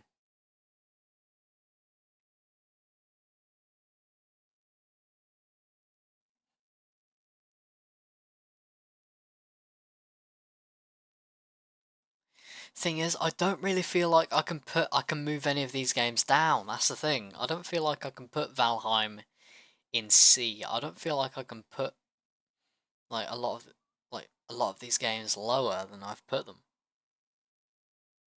Who takes her F tier? This is true. I do enjoy Persona 3 Fez the answer, and that's an F tier take. um, no, fuck it. We're sticking with it for now. I'll look at it right at the end. I'll put them on top of A, move Sonic to top B, and swap Spider-Man and Miles. Yeah, that's fair. But no, Spider-Man. Talking about them in chronological order because obviously I played Spider-Man first. I'm not gonna play Miles Morales before Spider-Man. Um, yeah, no, Spider-Man 2018, really bloody good. Um, Spider-Man game. I think the story is really good. I think overall, on the whole, it is like really solid. I don't really. There's no point in the story where I sort of feel like it dips in like tone or atmosphere or pacing. Um, and of course the gameplay, like obviously say you compare the swinging from Spider-Man 2 to Spider-Man 1, it's like night and day, but um, like yeah, the gameplay just on its own is, as I say, also really solid. Um, and yeah, I don't really have too much to say other than yeah, it's all really good. Um, Same with Spider-Man 2. I think like the only thing I could put this game down on in comparison to the first game is just the lack of gadgets, and that's also a thing I'm not too much a fan of with Spider-Man 2. Is the lack of cool gadgets. I miss the tripwire from Spider-Man 1. You know, you're on the other side of a base and you just hear zip ah, and you think, oh yeah, I did that.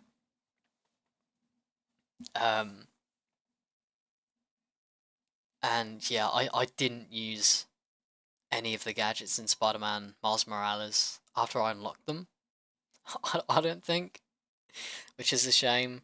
But oh, that's a lie. I did use the trip mine, the one the Prowler gives you, where you like pop it in, and it like explodes and kills everyone, literally. um, but apart from that, yeah. But I think it definitely makes up for all its flaws with a really tight personal story for Miles, and yeah, I don't know. I just felt like with it being sort of an origin story, I felt a lot more connected to Miles, I think. And of course, they improved the swinging. It felt a lot more like it felt a lot more momentum based, and you like the animations were better. I still think in Spider-Man 2, I much prefer swinging as Miles because he just somehow feels better to play as. Um, but yeah, no, I sort of like flip between these two as to which one I prefer. But I think right now, yeah, I rank Miles Morales slightly higher. slightly higher. And I am going to very quickly put Send of the Arrival somewhere. Somewhere, that is for sure. What if I put it above Valheim? I'm kind of tempted to put it above Valheim.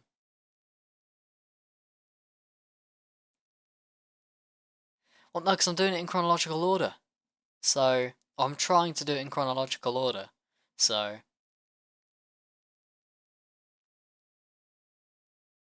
nah, I can't put it above Valheim. Nah.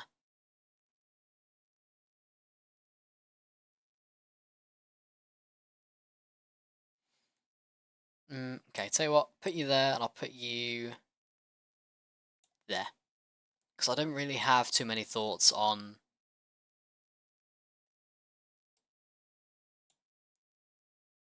the Little Nightmares DLC. I didn't really have anything to say on it, so just that, yeah, it's good. So, yeah. Slender the Arrival, the remake. I have a lot of nostalgia for Slender the Arrival. It's very sick and good, but it's like, yeah, it's Slender. There's, it's not the deepest thing in the world. Um, but yeah, the game itself is solid. It's got some good lore. We love a good bit of lore. I love a good bit of indie horror. Um, don't have anything really bad to say about it, but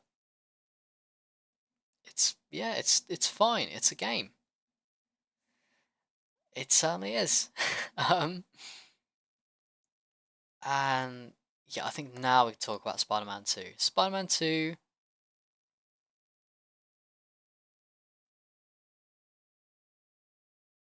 you get a high A.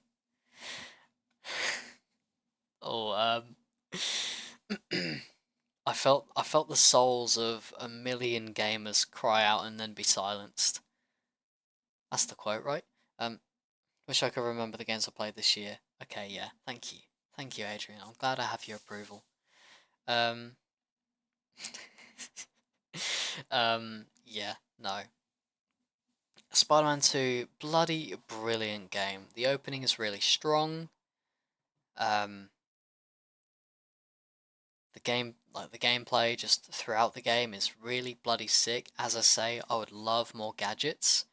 I think the way they've like the way they've organized the gadgets and the abilities and everything definitely balances out the game better. But I think that reduces the stealth to just move about, get into the right position. You can't then like you can't have a lot of fun with the stealth, and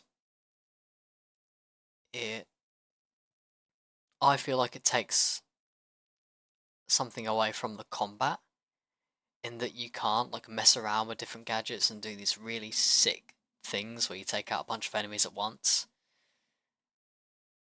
And as I say, it's slightly more balanced in that you have to get good at the combat, you have to engage with the combat, but I don't know, I like the gadgets. I think they're sick. Um, Strong open, decent finish, middle part was too much push. Gadget shit, don't care, I just never wanted to use them. Yeah, yeah, I really like the one that pulls them all in. I quite like that one, but aside from that, nah, not really interested. Um, but yeah, no, in terms of story, the opening was really good. The middle part, I didn't actually mind the middle part too much. I don't have too much problem with the middle where Pete's got the symbiote.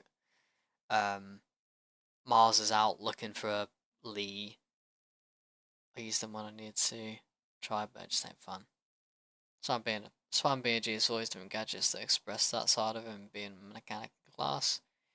Yeah, yeah, definitely. Um, but yeah, that middle bit with the black suit and Miles doing his own thing. Yeah, it does feel a little rushed, but I think the bit I have them, and spoilers of course for Spider-Man 2, it has just come out, but well, it's basically just come out. Um, but I think the bit I have the most issue with is the final, is like chapter 3, um, where Peter's just got free of the symbiote and Venom's running around. You know, I feel like if you so sorry, I feel like if you just added up all of Venom's screen time, it would only last about an hour. You know, and I feel like I don't know, when you look at it like that, he doesn't seem very threatening because he's there for an hour and then he's gone. Um, and yeah, I don't know. I feel like the game definitely needed 5 to 10 more hours. I feel like you could have done a lot more with Venom. You could have done, as I say,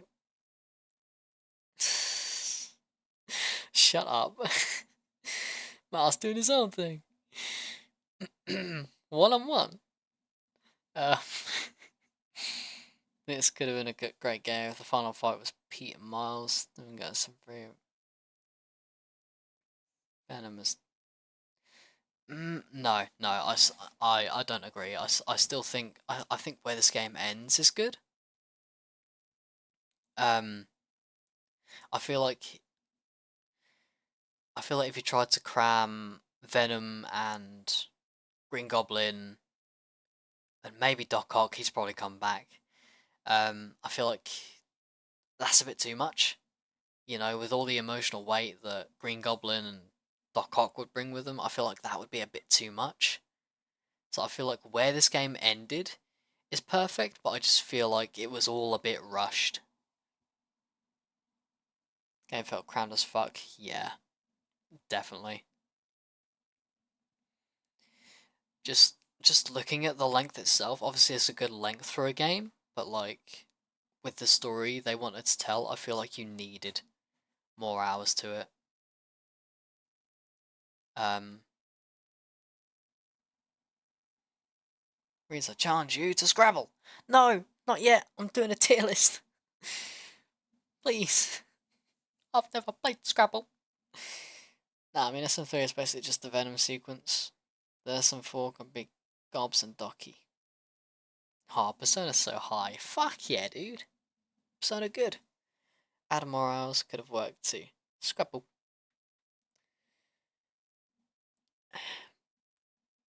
Do we need a Spider-Man 4 though? I feel like a trilogy is a nice way to end it. Um,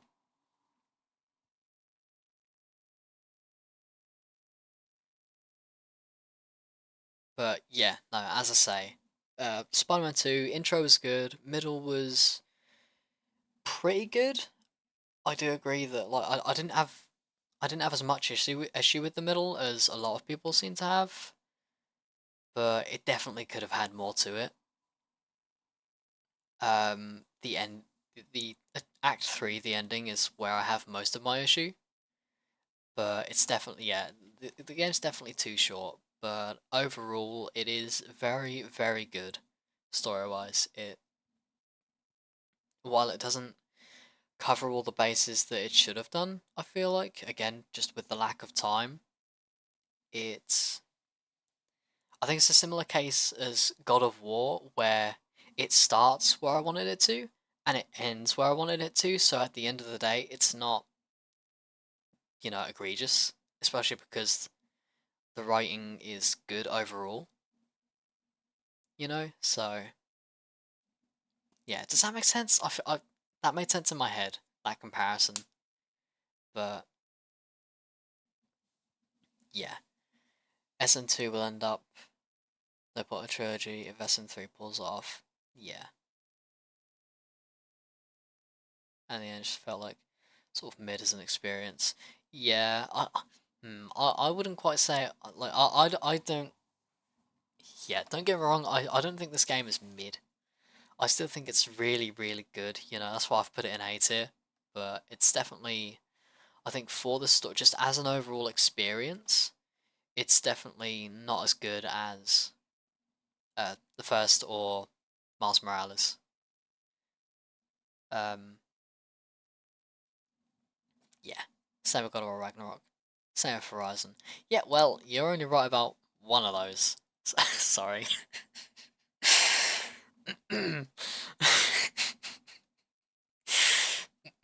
Oh, I'm sorry. No, not that the game is mid. That the experience was middling compared to what I wanted from it.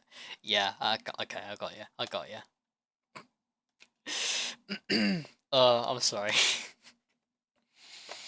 So I found it really funny that I just turned into a dick when you cussed out my Horizon. Um, Us 2 is the only story experience that actually feels very right for it.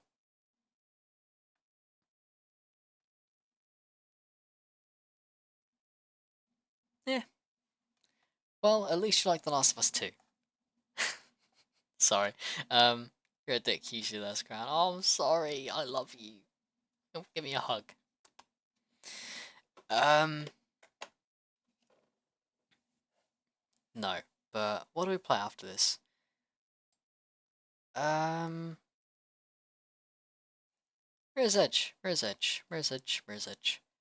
You go.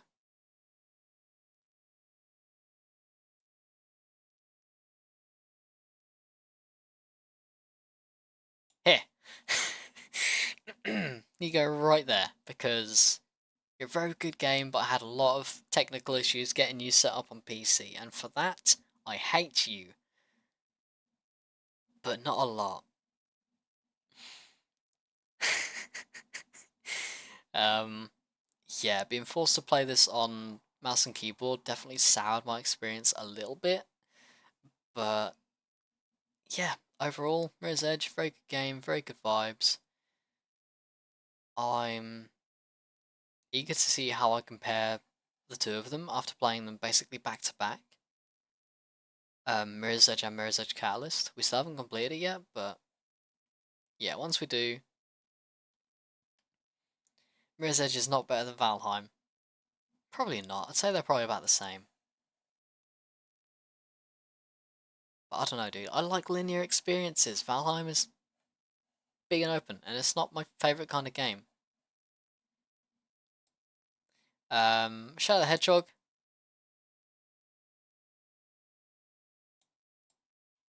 There you go. God of War.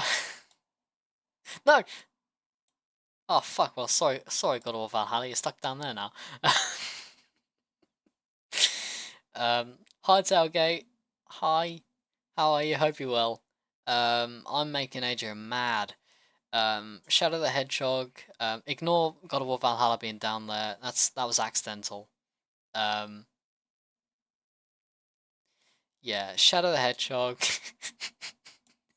You go right there. No, you don't. You go there. You go slightly above Sonic Adventure 2, which is slightly above Sonic Heroes, and God of War Valhalla. Sorry, that's really funny. Um, I'm really tempted to put everything above. Oh, okay. No, I'm not that funny. Stop, Reece. Stop laughing at yourself. That's why no one likes you. Um, I find myself way too funny. It's a problem. Um, you're being a Horizon fan. Based. Right, moving on.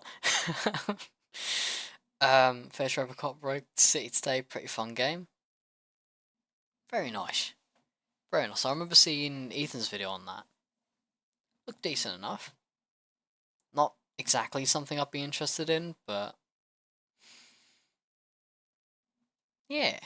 It kind of came out of nowhere. Robocop. Yeah, Robocop. At least someone finds you funny. Thank you. God of War Valhalla. Just moving on from that. Um, whoa, whoa, whoa, whoa, whoa. Where do I put you? Where do I put you?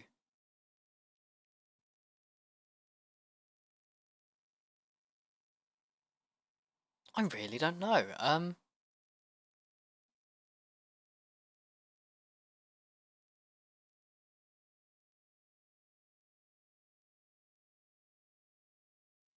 You just have that B tier done. I fucking do.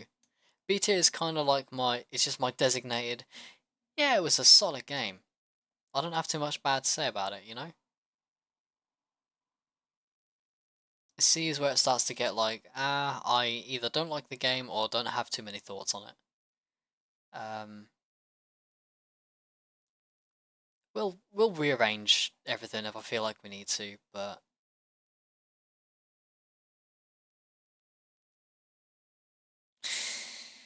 yeah, you know what? God of War Valhalla, you go there. Low B.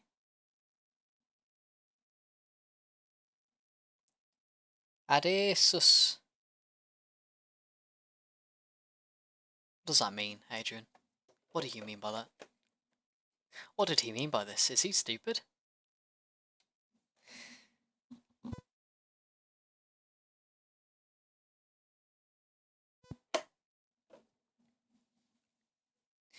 Before I entered the stream, I went, after I saw nudity in my Twitch feed and promptly blocked that channel.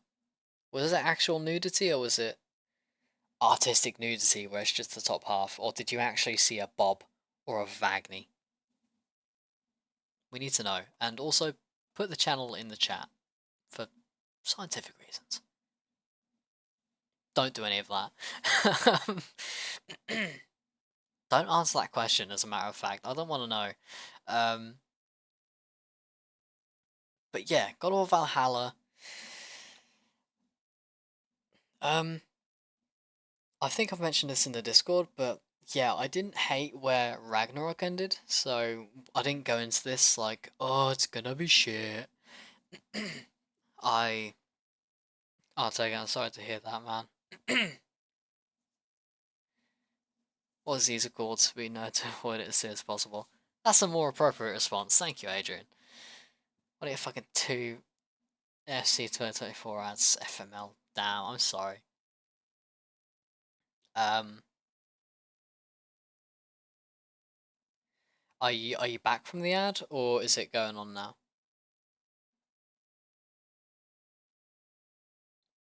Just before I go on. You should be Reece's sorry for. Okay, so you're back. Okay, right, we can talk about this now. Yeah, as I say, I didn't hate Ragnarok's ending, so I didn't go into this like, sorry, I didn't go into this like wanting to hate it, and I didn't hate it. It was, yeah, it was very decent. After a while, I just turned the difficulty down to easy because I was mostly interested in the story, but the gameplay loop wasn't all that bad. I didn't feel like I was, because a big problem I had with the main game was I felt like I was getting swamped a lot of the time with just a million enemies being in the arena with you at once, but in Valhalla that seems to not be a problem. I didn't feel like I was getting overwhelmed at all. Um, One of those yeah, so spoiler alert, thanks Tailgate for no, you're alright.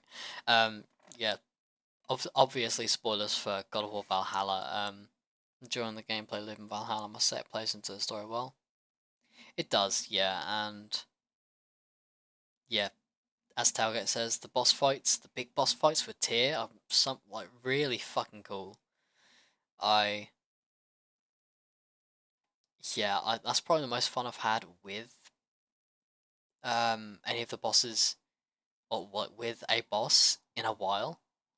Since like um well, it's probably one of the most fun bosses I had in the whole God of War Ragnarok experience. I think maybe I don't know. I don't know. I'm not remembering Ragnarok very well, but first time that first tier fight felt like oh god. Oh, that was a. You haven't written that message wrong. It's just a lot of words beginning with T. Oh, I'm sorry. That's really fucked me up. um, but yeah, no. Um, yeah, the big boss in God of War Valhalla is very sick. The gameplay loop is very cool. All the callbacks um to the old games are really sick. I didn't quite play them. I didn't play them, but I knew like when they were calling back to a thing, and it felt like it didn't feel like it was being like shoved in my face a lot of the time. I don't think.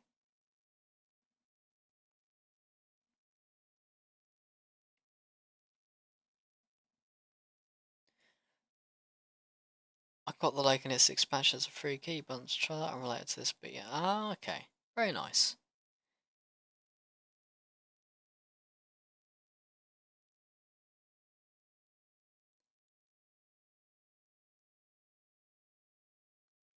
Three words, Reese. Well, hey, you also used first twice and then fight as well. It sounds like a little tongue twister. Leave me alone. I felt so satisfying once I finally beat the final tier fight. Yeah, it does. Valhalla feels like God of War 2018. It just looks Kratos have this very cool journey. That's a take. That's certainly a take. I wouldn't quite relate it to 2018, but yeah, no. But yeah, it's very good. I yeah, I think I think the only slightly bad thing I can say about Valhalla is um there are a few bits where the game does try to be funny, and it doesn't. For me, it doesn't quite work. They are luckily they are just little lines you have a chance to hear as you're roaming around, making your way to the next area.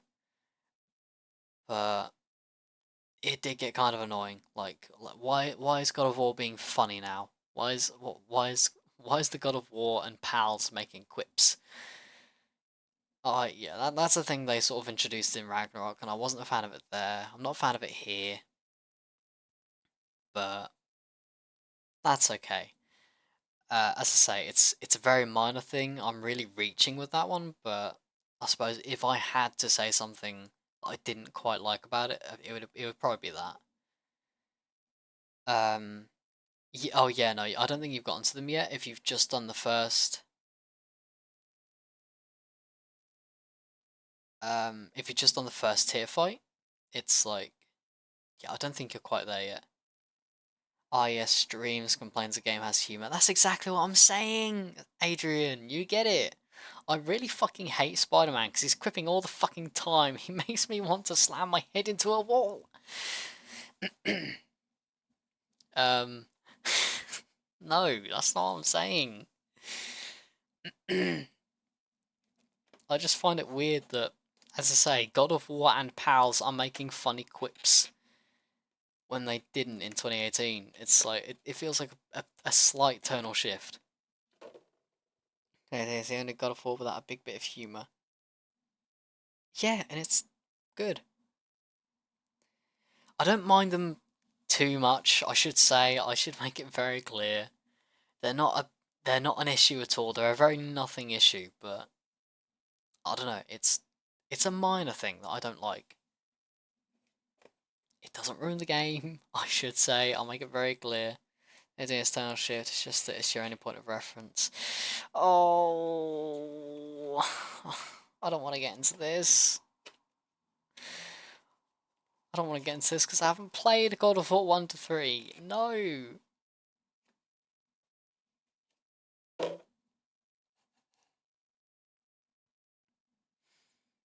I don't know, man. I don't know. I feel like when you establish yourself as taking it seriously, I feel like to then go back on that is kind of a bit eh. But did find the line when Mimir said, "You're on fire, Kratos," and Kratos told him to shut up. Funny. I don't remember that one, but jokes and take things serious. Oh no, you definitely can. You definitely can. I, I don't know. I'm not the one to like really analyze a thing and make really in-depth points. That's not my thing. That's not what I do. It's just this is just how I feel about a thing. As a random light triggered during combat for me. Yeah. If I haven't heard that one.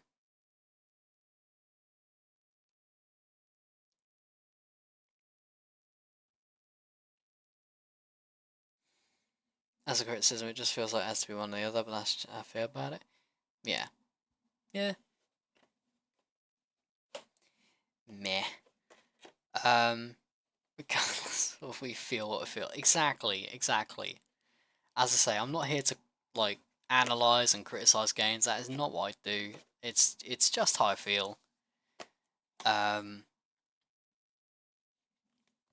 yeah, because like I say, fucking Sonic Adventure 2, it's the best thing since sliced bread, but I feel it's the worst thing I've ever played, aside from Sonic Heroes. But mid game anyway, Rust is shit, DLC decent. What do you do, Reece?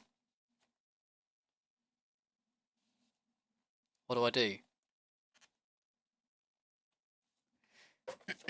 I don't know what I do. Um,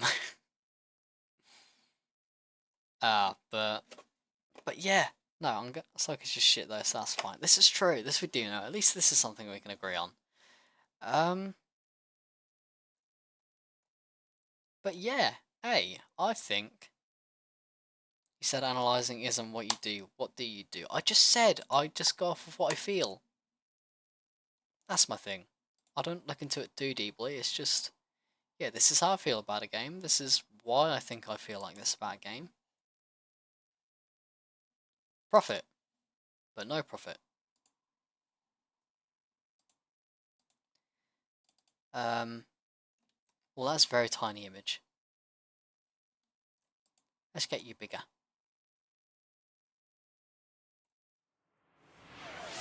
Ah! Social Division just redeemed Law!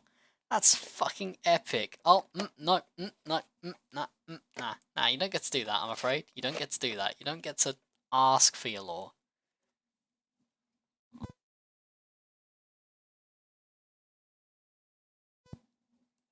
You could have waited for 5,000 more points and gotten specific Law.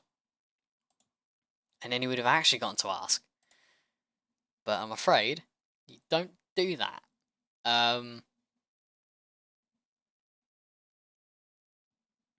Give me something I don't know. Well, it's random. It's completely random. What you get? What you get is what you get. I'm just thinking about which piece of lore to give you. Give me a minute. I bet you can't. I bet I probably can't. Um,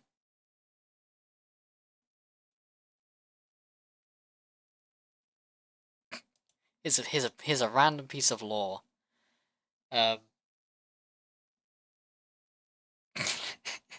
Um, fuck. What's his name? What is his name? Sorry. Give me a minute. I need to.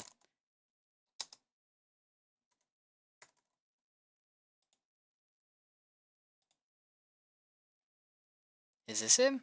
This is him. Okay, I got him. Right. Duccio, the very prominent character from Assassin's Creed 2, also makes an appearance in Assassin's Creed Brotherhood, and I'll give you a little extra one here for free. He also he also shows up in Assassin's Creed Revelations in the open world. You could beat him up.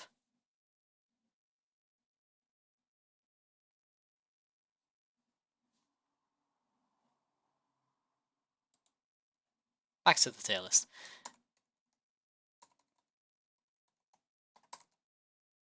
Why is that not showing up?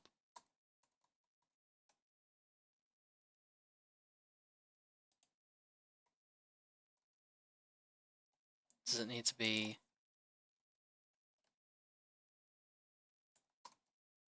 It does need to be like that. Okay. Alright. That's fair. I can roll with that. He also talks to Sophia. That he does.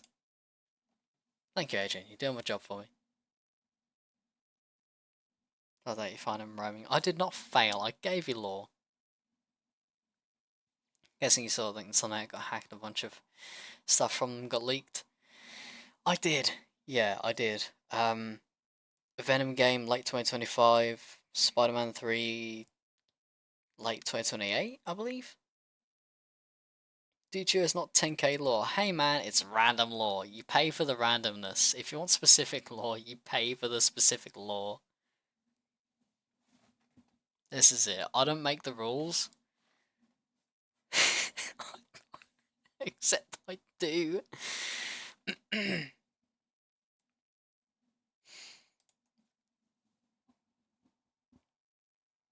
Yeah, and fucking for releasing personal details of in some stuff. Oh, that happened? Oh, that does suck. That does suck. Never fucking mind. Holy shit. I did not know that. Yeah, that's fuck it. Yeah, fuck that. That's bad. That goes without saying, obviously, but that's fuck that. Holy shit.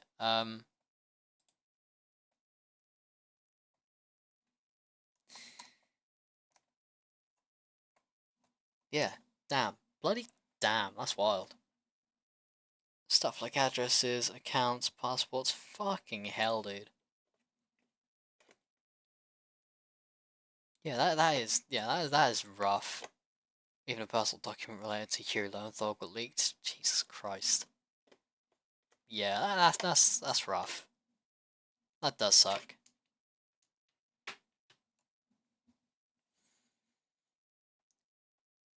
So much bullshit. It was so malicious. Yeah. Like, all well and good if you just wanna, oh, I wanna know when the next games are coming out. But, like, nah. It's, yeah, and it is a shame. In that case, it is a shame that all the Reddits and all that are, like, promoting it. Like, you got these mega threads of, like, all the leaks and stuff. Like, all well and good of it is just games being leaked, but, like, yeah, as I say, if it is like personal details and shit, that is yeah. Regardless, of course, regardless hacking, yeah, that's always gonna be bad. But like,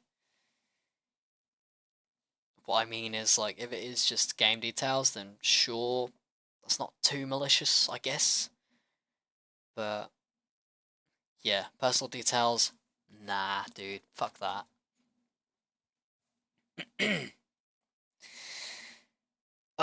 But yeah, that's rough. But yeah, tier list completed. I think I agree with this.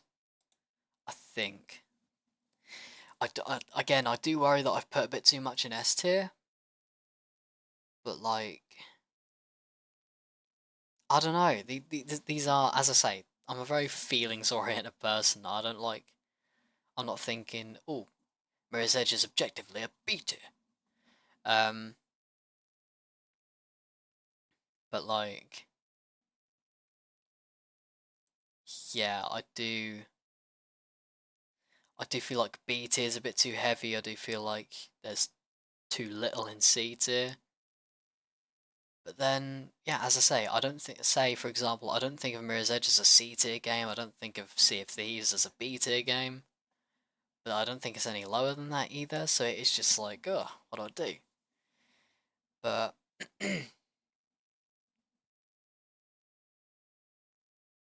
yeah, luckily I haven't messed around with the tier list a bit too much.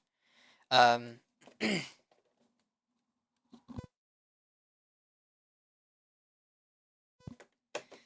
yeah, luckily I haven't messed around with the tier list too much. I think all I did was move Little Nightmares down to D. Um,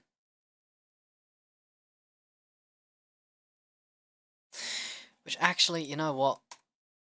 Oh, I removed the.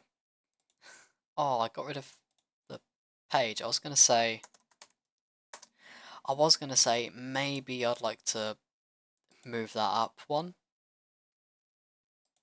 Do I still have that? I do still have it. Okay, yeah, nice.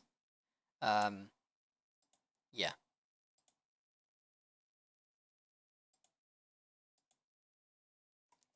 Alright, ignore that one. We've got a new one.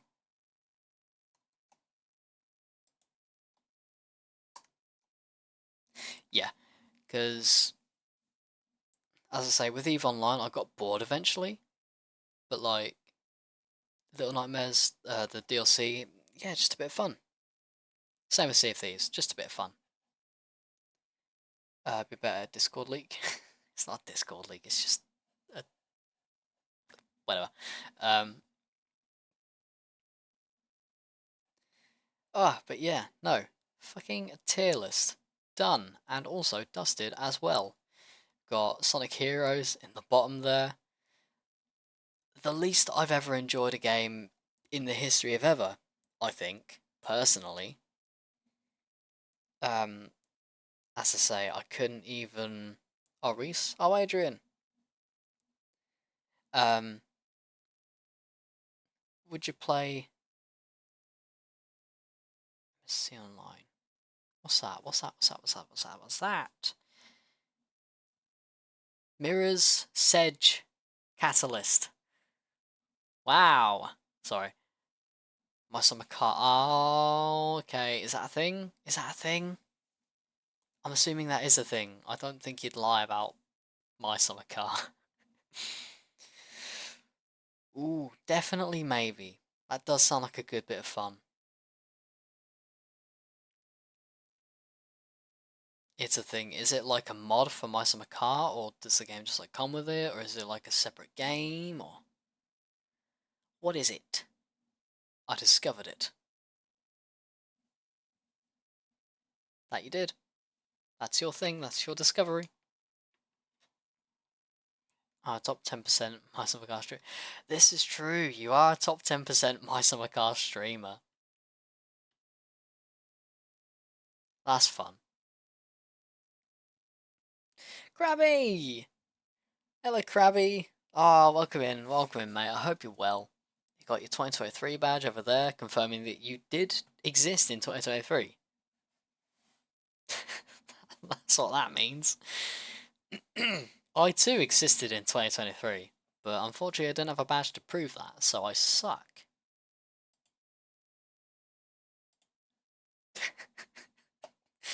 Sorry, I'm the king of chatting shit. I'm sorry.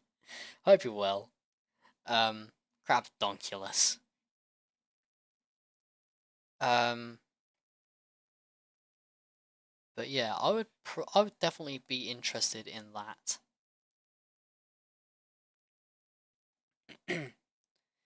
Potentially at some point, Adrian. And I'm so glad you put Spider-Man Miles Morales in S. Fuck yeah, thank you. They love me. Sorry, Oh, but yeah, right. Quickly going over the old tier list before we run out of time.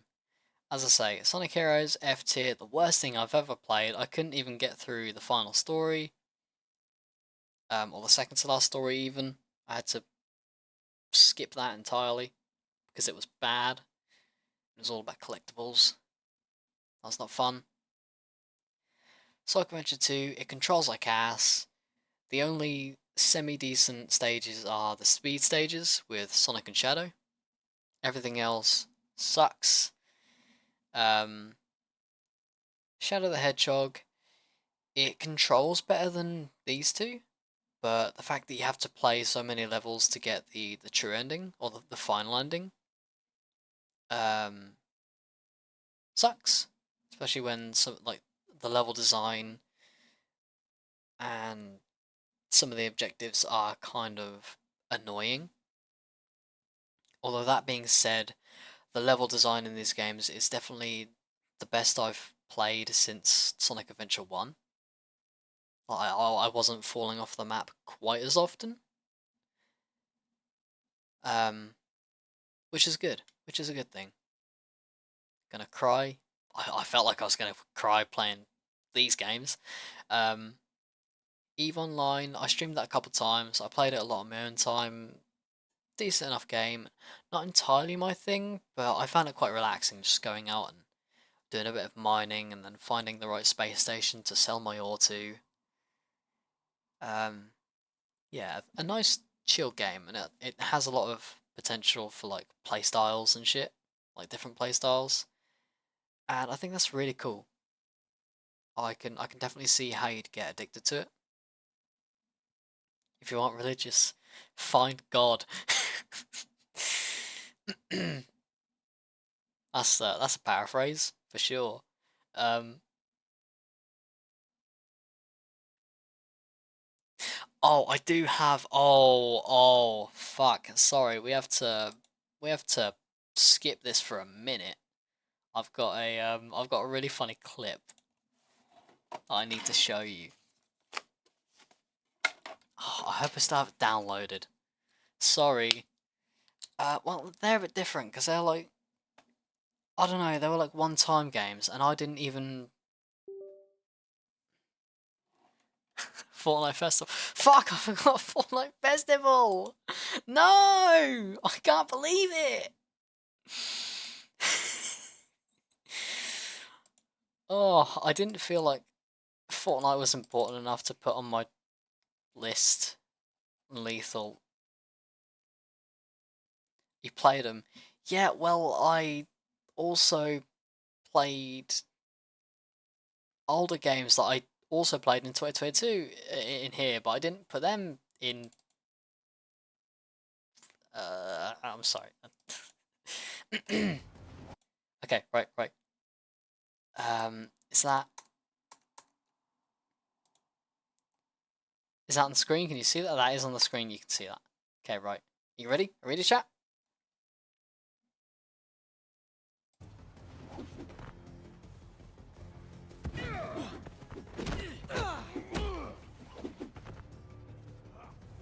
You want some dirt in your face? Like both eyes!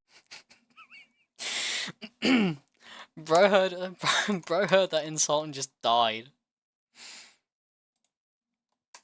I thought that was quite funny.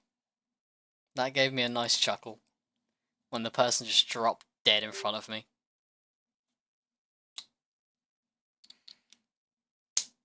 Right, there we go. That's it. That's all I wanted to show you. Just a funny clip of Peter shouting at someone and them dying. Spider-Man doesn't kill. What the fuck was that then? Bro got quipped to death. Exactly. You want some dirt in your face? Like both eyes.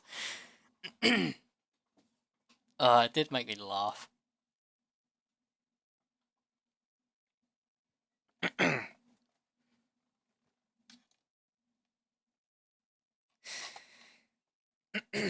Right, back to back to the tier list. The whole point of this stream. Um, that looked like you fell there. Yeah, I was impersonating being quipped to death. Was it an accurate impression? Would you say? Billy Maguire ass line. Exactly. I think that was the whole point of that. It's like a big old reference. Same with when he says like did your did your mom make that scarf for you? Because it looks really nice. But yeah, nice. So, moving on from being Bully Maguire to death.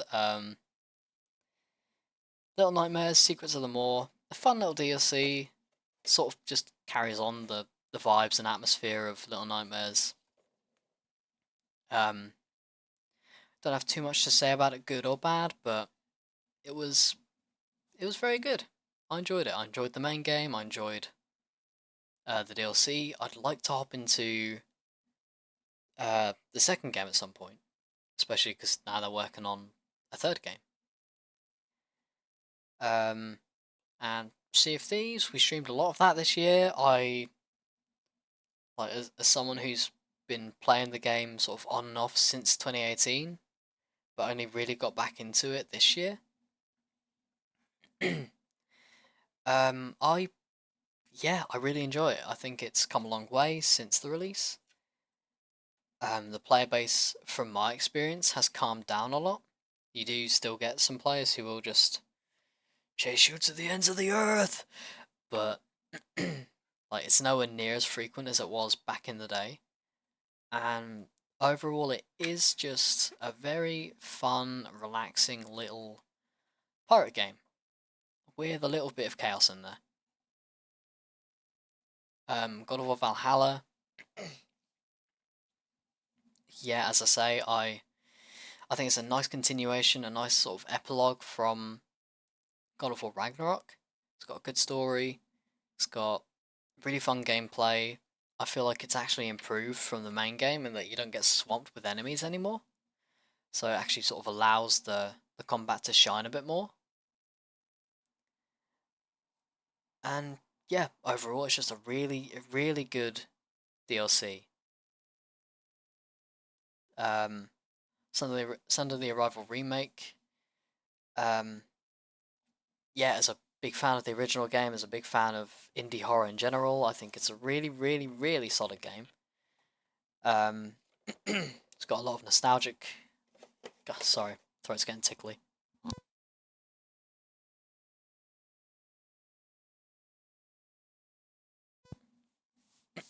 Yeah, it's got a lot of nostalgic value for me because I like enjoyed watching people play it back in the day. I enjoyed playing it when I managed to get around to getting it when it came out on consoles. And yeah, I think it's a really good sort of slender game. Um, yeah, especially since it's like a bit more than a fan game. It has like a studio behind it and everything, so it's of a higher quality for sure. And yeah, no, overall very good game. Valheim. So Mirror's Edge is a sorry. Um, um, yeah, Valheim, really good survival building game. It's, as I say, it reminds me a lot of Minecraft, just with, a more realistic environments in a way. And of course you got the building being slightly different and that you need to think about the physics of it all and like yeah, the world and the little bits of lore you get are all cool. The process of like building up a base to then get enough equipment to fight a boss and then move on to the next biome is all really cool. And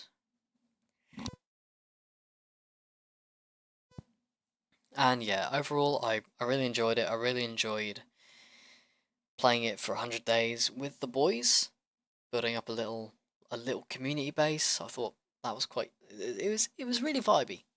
It's a really vibey game. And I can't wait to hop back into it soon. Adrian. Can't wait for that.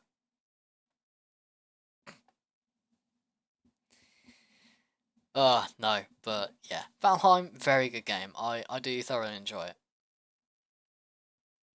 Um, Same with Mirror's Edge, it's a very solid game. Being forced to play it with mouse and keyboard did sour it for me a tiny bit, but like I still, of course I still know that it's a really good game. It's got the vibes, it's got the atmosphere that hasn't really been replicated in any game since. Catalyst does it a little bit, but it's not quite the same. Um, and yeah, no, it is just a really good first person parkour game. Eternights, as I said earlier, a really solid start. It's very clearly a very derivative game, and you can feel the Persona DNA in it, in every aspect of it. And as I say, it's not quite as thought provoking or deep or meaningful as this game that it's as these games that it's very clearly inspired by, but it's got its heart, it's got its charm. It's a very good game. It's a very good game. Um, and yeah, as I say, I'm eager to see where the dev goes next, especially now that they've got a team behind them. Yeah, Very good. It's very, very good. I'm a fan. Coffee Talk 1 and 2, I'm going to sort of just talk about them both, because they're both very similar.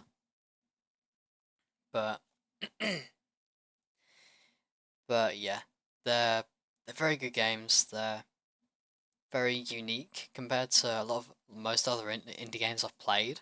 I think there are a few other, like drink making, um, like text-based like story games where you just make drinks for characters and they tell you about their lives and they have their own little character arcs that they go on. But yeah, just overall, these two games are very unique from what I've played. Um,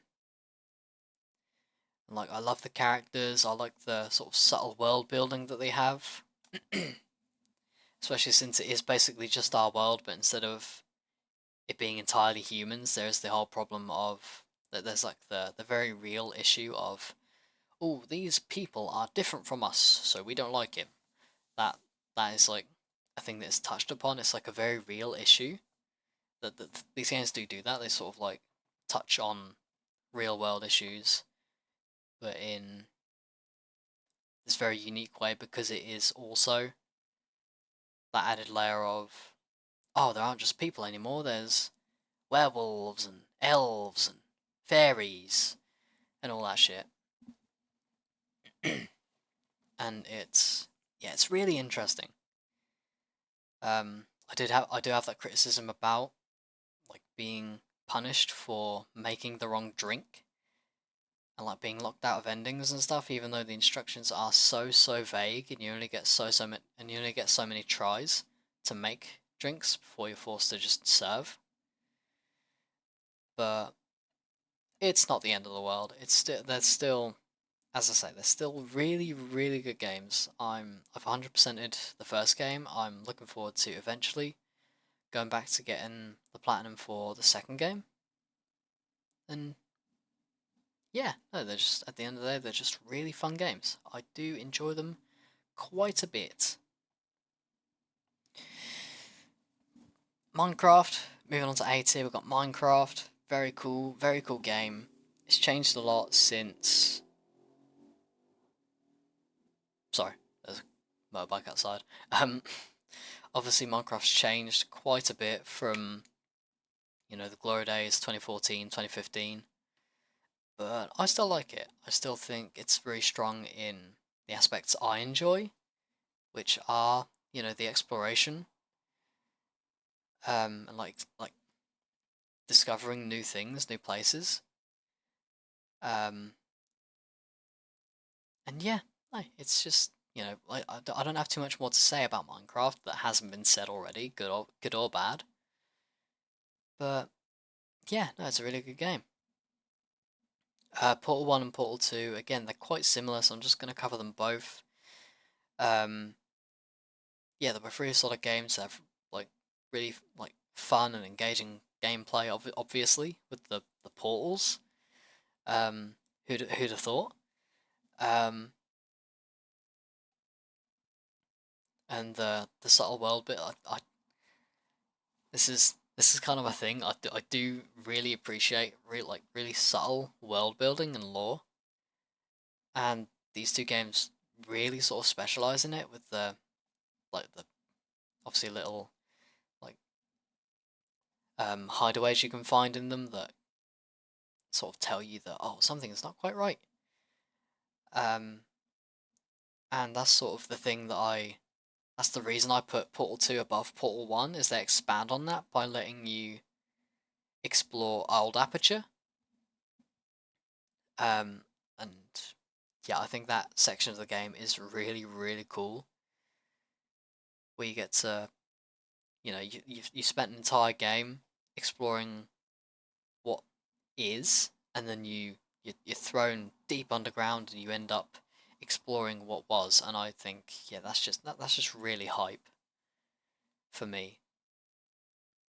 So yeah, that's Portal. Sonic Adventure DX, as I said earlier, it's got a lot of nostalgic value for me. It's the game I played like it's a game I probably sunk the most amount of hours into when I was a wee lad. Um, Considering it was one of the only games I had on my GameCube back in day. Um, but these days, thinking a bit more critically about it, it does have really solid level design that greatly complements the gameplay, and I think the controls are really like tight and solid. You never feel like you're too out of control with the character. Somehow I don't know how I don't know if I just have so much nostalgia for this game that I overlooked it, or if it was genuinely somehow controlling better than Sonic Adventure 2.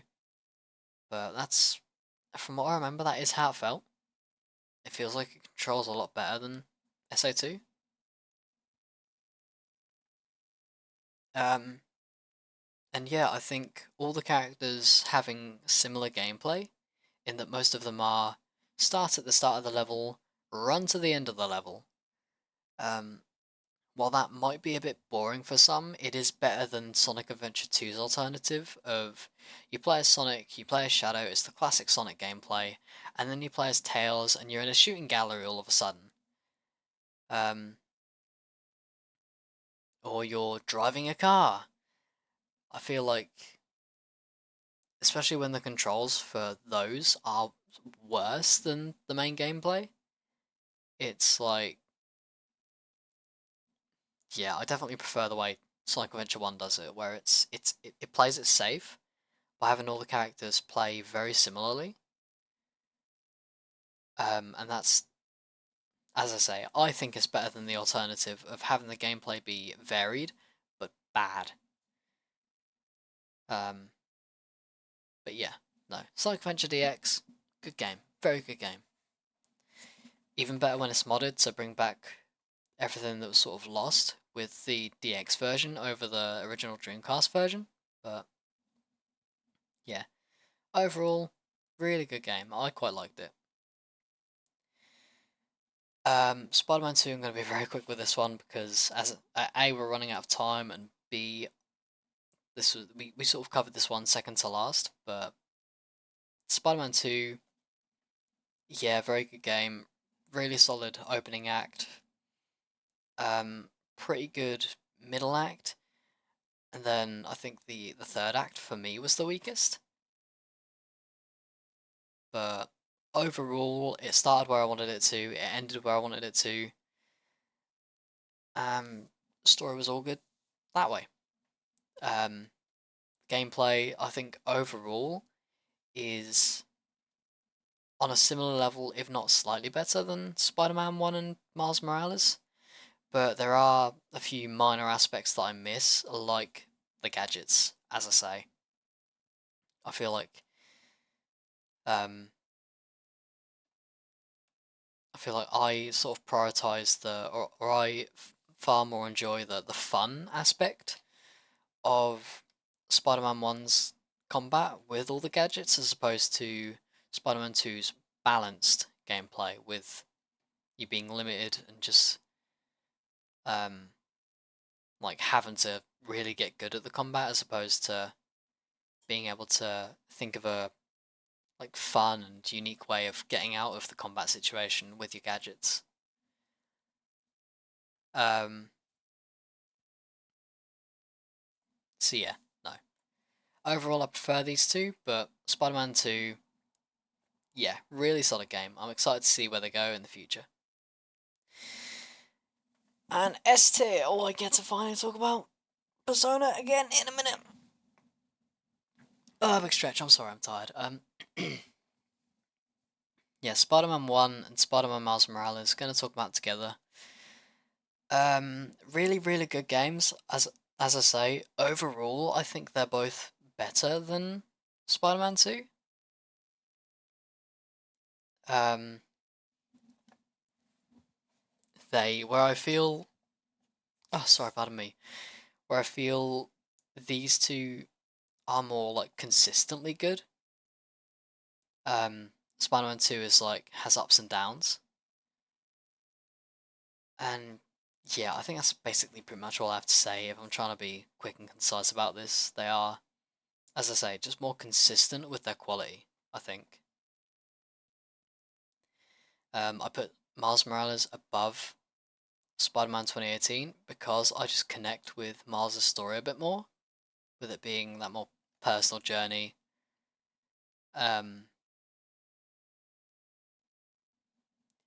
yeah, I just connect with like the themes and everything that Miles' story sort of explores over Peter, I think. At least in the case of these two games, I think in Spider-Man 2, I think I connect with Peter more, I think. But yeah, no, very good. Very good games, these two. Burning Shores, yeah, what can I say? I'm a big fan of Horizon. It's my favorite. It's one of my favorite game series at the moment. Burning Shores, I think, is just like a really nice sort of rounding out of Forbidden West. It's if you choose the romance option at the very end of the very end of the DLC, I think it's a really nice sort of wrap up of it's like a really nice ending to all the themes and plot points that they explore in the main game of Forbidden West, of like separating Aloy from Elizabeth in like that she cares about humanity. I think it then makes sense to like from a story perspective. I think it makes the most sense to then have Aloy connect with that one special someone. And yeah, no, I think it's just overall a really beautiful, beautiful DLC. Um, yeah. And second to last in S tier, Star Wars Jedi Survivor, my personal pick for Game of the Year. I think it is just a complete where I'm sorry to keep comparing it to Spider-Man, comparing things to Spider-Man 2, but where this game was more ups and downs, Jedi Survivor just feels like in every single aspect, just like a step up from the previous game. The gameplay's better, you've got more customization. The story, well, I think the story is sort of similar. Well, no, actually, no, never mind, not really. I think they explore like Cal as a person a bit more in Jedi Survivor, and I think that's really cool. Um, um, but yeah, no, as I say, Jedi Survivor is just across the board, consistently just a step up from Fallen Order, and yeah, no, that's why it's my pick for Game of the Year. Yeah, very really brilliant game. Persona 4 Golden, yeah, it's the Persona games are my favourites of all time, really, and yeah, it's just Persona 4 Golden. It's really really fun. I had such a good time with it. The story's great. It's got some um like individual like weak moments, I think. Um, like I don't know. I thought like the middle point, like on my initial playthrough, without thinking back on it, I think I feel a similar way now, but like I don't feel quite as strongly as I did. But when I first played it, I felt like the middle section of the game was a bit weak because they were all the like they were sort of trying to sell the oh we've done it, we've completed what we set out to do, everything's sorted now, when obviously as a third party looking in from the outside, obviously I know as the player the story isn't ending here. um and I don't know, I didn't really get anything from that. It didn't feel like a moment of reprieve because they just kept talking about it like, oh, I'm so glad we did the thing. and it just felt kind of frustrating, I think, for me. But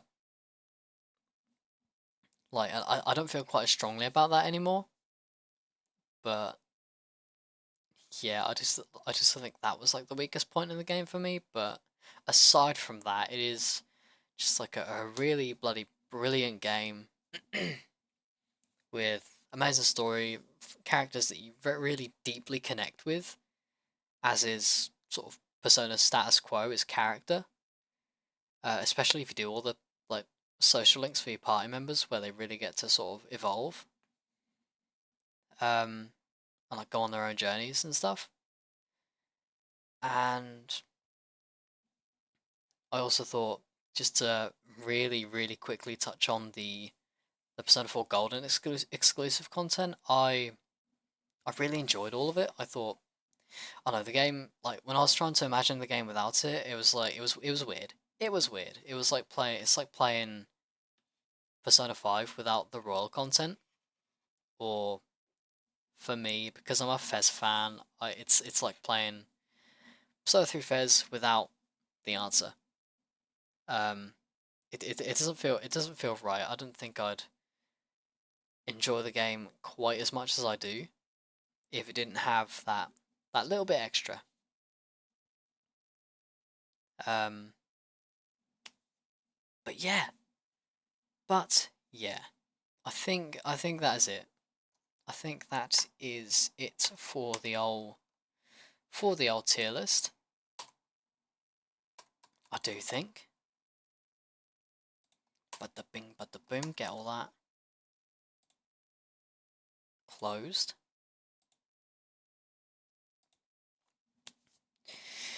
But yeah, I didn't realize how long that would take. We have a few minutes until it's 3 hours. Um, so yeah, I think I'm just gonna very quickly like just talk about plans for the future and then very quickly wrap up. In the immediate future, I'm wanting to get out a video on, or well, two videos. I want to get a video on me reacting to the Metaphor Fantasia trailer they put out at the Game Awards, and then I also want to put out another reaction video reacting to the Persona 3 Reload trailer that they put out, also at the Game Awards. Um, and then I think after that, I do want to try and sort of carry on this momentum of covering anime, like JRPGs and all that. So I'm thinking February we start streaming Persona 3 Reload if I can afford it. I'm not entirely sure because I'm also wanting to upgrade the mic and everything, and I don't know, it's silly, but it feels like a sin playing a Persona game not on PlayStation, because I'd have to um well, I'd have to, if I wanted to play it on PlayStation, I'd have to shell out the money for a capture card, shell out the money for the game, and figure that all out. So the easiest option would be to just get it on PC.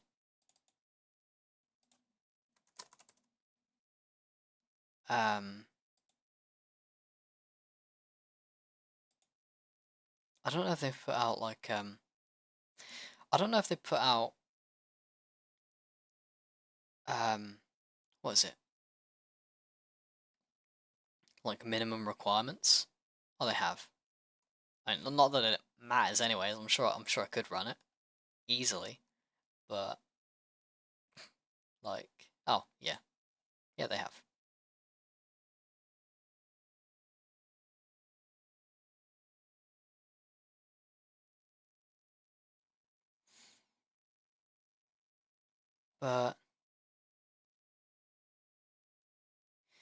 But yeah,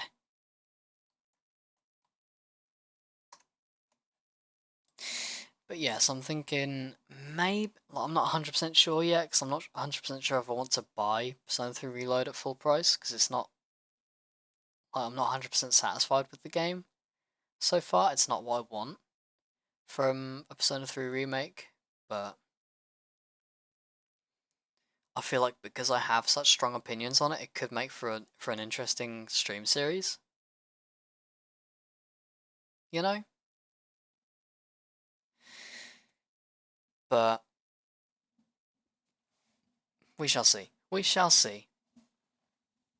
And I think I would really want to try and do a video series on that, like cut the streams down into a video series, like a lot of people have done for the first playthrough of Royal and Golden. So I think if I were to do that, I think I would have to try and cut down the streams to maybe just twice a week. Just because, like, with with a lot of the stream series I've done so far that I've thought about.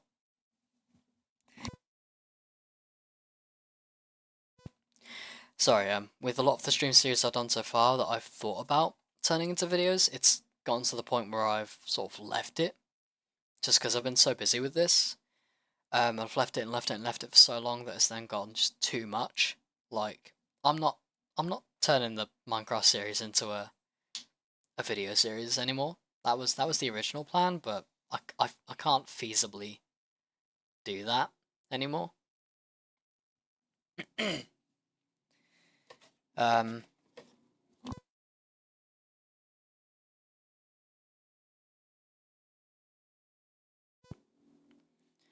but yeah, so if I were to, especially with how big a game Persona 3 Reload is gonna be, as I say, I would have to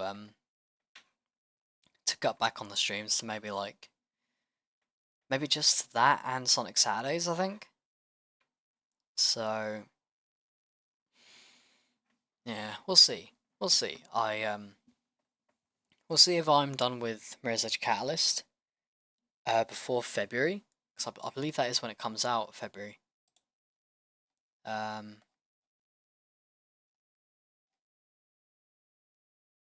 2nd of February 2024. So yeah, just have to see. I was also considering doing a video series on Eternights, maybe over Christmas, just while I'm not streaming or anything, just recording my own little playthrough of it. But I do worry that I've left that for too long, as like the game isn't quite as relevant anymore. But definitely maybe. No matter what, I think I do want to sort of stick with the sort of anime kind of thing that I've got going on. Because I feel like, say, jumping from a Persona 3 video to a Red Dead video or whatever would be kind of jarring, I think. But yeah, so that's sort of the rough plan I've got going on in my head at the moment. Sort of get obviously the rest of these streams done for this year, which was basically just Friday and Saturday at this point. Get these reaction videos out. I think I'd like to record them maybe tomorrow.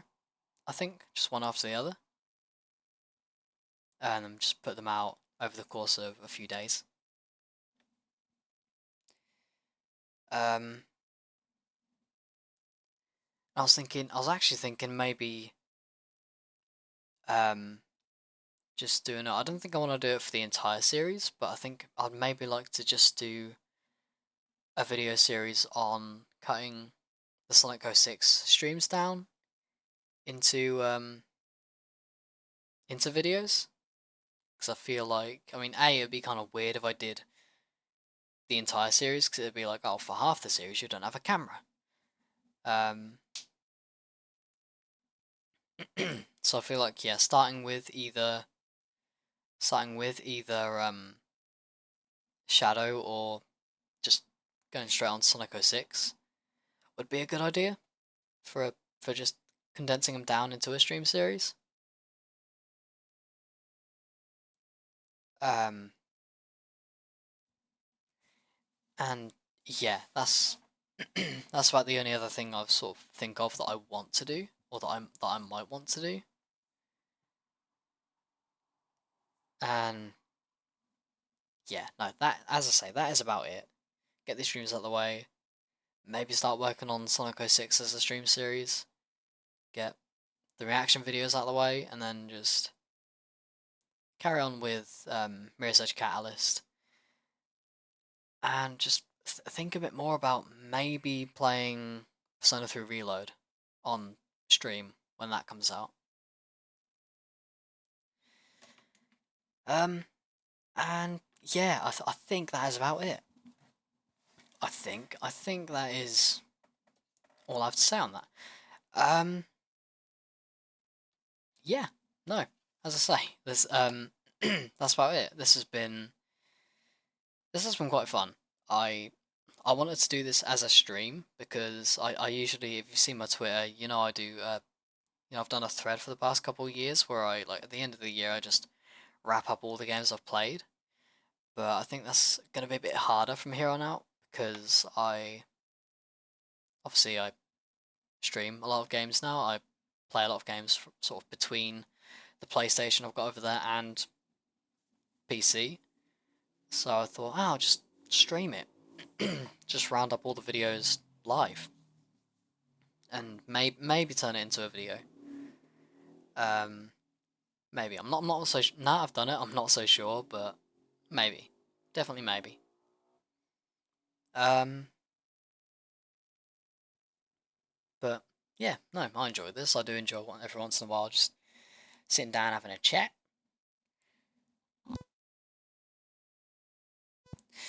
And when that happens though, I really need to start having 2 bottles of water with me. I think so. I cannot handle these 2 hours of just straight talking. I don't think. Well, 3 hours now, even. But yeah, before my voice goes entirely, I'm gonna very quickly wrap up here. Thank you all for being here. I do appreciate it, as per usual. Poker obviously at the start was redeeming lore, telling me to tell him about the seventh method. That was fun. Adrian, Tailgate, Krabby showing up right at the end. Yeah, very fun. I had a fun old time. Um, and yeah, all we've got left for this year, really, is Friday. Playing a bit more ReeceNotRyhs. Yeah, Friday playing a bit more ReeceNotRyhs, getting through some more of the achievements, hopefully. Um, and then we've got Saturday, wrapping up the year appropriately with Sonic Saturdays. Um, I think it feels appropriate to, yeah, end the year with a game that's consumed my life for the past half year, for better or worse. But nah, I kid. I've enjoyed it, despite. But yeah, no, God, I'm really going now. Right, thank you all for being here. Oh, I always appreciate you lot showing up. And yeah, I will see you on Friday for more Eater Nights. Take care of yourselves. Bye bye.